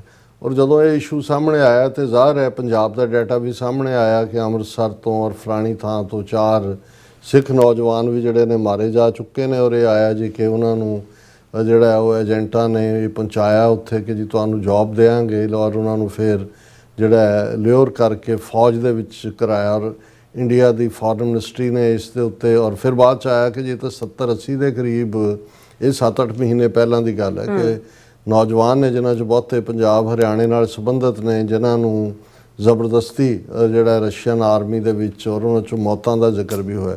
ਔਰ ਉਸ ਪੀਰੀਅਡ 'ਚ ਹੋਇਆ ਕਿ ਜੀ ਮੋਦੀ ਨੇ ਜਦੋਂ ਉਸ ਤੋਂ ਬਾਅਦ ਮੋਦੀ ਗਿਆ ਰੂਸ, ਉਹਨੇ ਇਸ਼ੂ ਵੀ ਚੁੱਕਿਆ। ਉਹਨਾਂ ਨੇ ਕਿਹਾ ਜੀ ਅਸੀਂ ਇਹਨਾਂ ਨੂੰ ਰਿਲੀਜ਼ ਕਰ ਦਿਆਂਗੇ ਔਰ ਅੱਗੇ ਤੋਂ ਅਸੀਂ ਬਿਲਕੁਲ ਨਹੀਂ ਕਰਾਂਗੇ ਔਰ ਹੁਣ ਨਹੀਂ ਕਰਾਂਗੇ ਇਹ ਉਹ। ਹੁਣ ਜਿਹੜੀਆਂ ਅੱਜ 4-5 ਖਬਰਾਂ ਜਿਹੜੇ 4-5 ਡਿਫਰੈਂਟ ਮੀਡੀਆ 'ਚ ਡਿਫਰੈਂਟ ਹੈਡਲਾਈਨਸ, ਪਰ ਉਹਦਾ ਜਸਟ ਇੱਕੋ ਹੀ ਹੈ। ਜੇ ਹੁਣ ਉਹਨਾਂ ਦੀ ਤੁਸੀਂ ਆਪਣੀ ਪ੍ਰੈਸ ਨਿਊਜ਼ ਦੇਖੋ, 15 Punjab youths forced into Ukraine war since June. Relatives say police going soft on travel agents. ਜੂਨ ਦਾ ਮਤਲਬ ਇਹ ਵੀ ਇਹਨਾਂ 3 ਮਹੀਨਿਆਂ 'ਚ 15 ਜਿਹੜੇ ਪੰਜਾਬ ਦੇ ਨੌਜਵਾਨ ਨੇ ਉਹਨਾਂ ਨੂੰ ਜ਼ਬਰਦਸਤੀ ਜਿਹੜਾ ਰੂਸੀ ਫੌਜ 'ਚ ਲਿਜਾ ਕੇ ਯੂਕਰੇਨ ਦੇ ਖਿਲਾਫ ਉਹਨਾਂ ਨੂੰ ਖੜਾ ਕੀਤਾ। ਔਰ ਉਹਨਾਂ ਨੇ ਕਿਹਾ ਕਿ ਵੀ ਇਹ ਜਿਹੜਾ ਰਸ਼ੀਆ ਯੂਕਰੇਨ ਵਾਰ 'ਚ ਉਹਨਾਂ ਨੂੰ ਪੁਸ਼ ਕੀਤਾ ਗਿਆ। ਉਹਨਾਂ ਦੀਆਂ ਫੈਮਿਲੀਜ਼ ਜਿਹੜੀਆਂ ਨੇ ਉਹਨਾਂ ਨੇ ਜਿਹੜੀ ਹੈ ਉਹ ਗੁਹਾਰ ਲਾਈ ਹੈ ਸਰਕਾਰ ਦੇ ਅੱਗੇ ਕਿ ਉਹਨਾਂ ਨੂੰ ਡੈਥ ਜ਼ੋਨ 'ਚ ਉਹਨਾਂ ਦੇ ਬੱਚਿਆਂ ਨੂੰ ਧੱਕਿਆ ਗਿਆ। ਔਰ ਇਹ ਜਿਹੜਾ ਪੀਰੀਅਡ ਜੌਬ ਦੇ ਬਹਾਨੇ ਉਹਨਾਂ ਨੂੰ ਭੇਜਿਆ ਗਿਆ, ਪਰ ਉੱਥੇ ਫੌਜ ਦੇ ਵਿੱਚ ਭਰਤੀ ਕੀਤਾ ਗਿਆ। 2 ਉਹਨਾਂ 'ਚੋਂ ਫਤਿਆਬਾਦ ਹਰਿਆਣੇ ਦੇ ਨੇ ਜਿਹੜੇ ਯੂਕਰੇਨ 'ਚ ਫਸੇ ਹੋਏ ਨੇ। ਉਹਨਾਂ ਨੇ ਇੱਕ ਡਿਸਟ੍ਰੈਸ ਵੀਡੀਓ ਵੀ ਜਾਰੀ ਕੀਤੀ ਹੈ ਔਰ ਉਹਨਾਂ ਨੇ ਕਿਹਾ ਵੀ ਸਾਨੂੰ ਫੋਰਸੀਬਲੀ ਫੌਜ ਦੇ ਵਿੱਚ ਲਿਆਂਦਾ ਗਿਆ। ਔਰ ਇਹਦੇ ਬਾਵਜੂਦ ਹੋ ਰਿਹਾ ਕਿ ਰਿਪੀਟਡਲੀ ਇੰਡੀਆ ਕਹਿ ਰਿਹਾ ਕਿ ਜੀ ਅਸੀਂ ਮਾਸਕੋ ਨੂੰ ਰਿਕੁਐਸਟ ਕੀਤੀ ਹੈ ਕਿ ਭਾਰਤੀ ਸ਼ਹਿਰੀਆਂ ਨੂੰ ਮਤ ਜਿਹੜਾ ਉਹ ਭਰਤੀ ਕਰੋ ਫੌਜ ਦੇ ਵਿੱਚ। ਔਰ ਫਿਰ ਜਿਹੜੇ ਡਿਫਰੈਂਟ ਈਵਨ ਪ੍ਰਗਟ ਸਿੰਘ ਕਾਂਗਰਸ MLA ਨੇ ਪੂਰੇ ਵੇਰਵੇ ਦਿੱਤੇ ਨੇ ਕਿ ਅੱਡ-ਅੱਡ ਪੰਜਾਬ ਦੇ ਹਿੱਸਿਆਂ 'ਚੋਂ ਕਿੱਥੇ ਕਿੱਥੇ ਨੇ। Jagdeep Kumar of Guraya in Jalandhar, whose brother Mandeep is stuck in Ukraine, claimed at least 5 of the fresh recruits had died while 3 were missing. ਕਿ ਜਿਹੜੇ ਨਵੇਂ ਭਰਤੀ ਕਰਕੇ ਪੰਜਾਬੀ ਮੁੰਡੇ ਲਗਾਏ 5 ਉਹਨਾਂ 'ਚੋਂ ਮਰ ਗਏ ਨੇ, 3 ਜਿਹੜੇ ਨੇ ਉਹ ਗਾਇਬ ਨੇ। The youths have been making fanatic calls to the Indian embassy in Russia, but there has been little response. ਕਿ ਉਹ ਜਿਹੜੇ ਫਸੇ ਹੋਏ ਨੇ ਉਹ ਇੰਡੀਅਨ ਐਮਬੈਸੀਆਂ ਨੂੰ ਕਾਲ ਕਰਦੇ ਨੇ ਪਰ ਉਹਨਾਂ ਵੱਲੋਂ ਕੋਈ ਹੁੰਗਾਰਾ ਨਹੀਂ ਮਿਲਦਾ।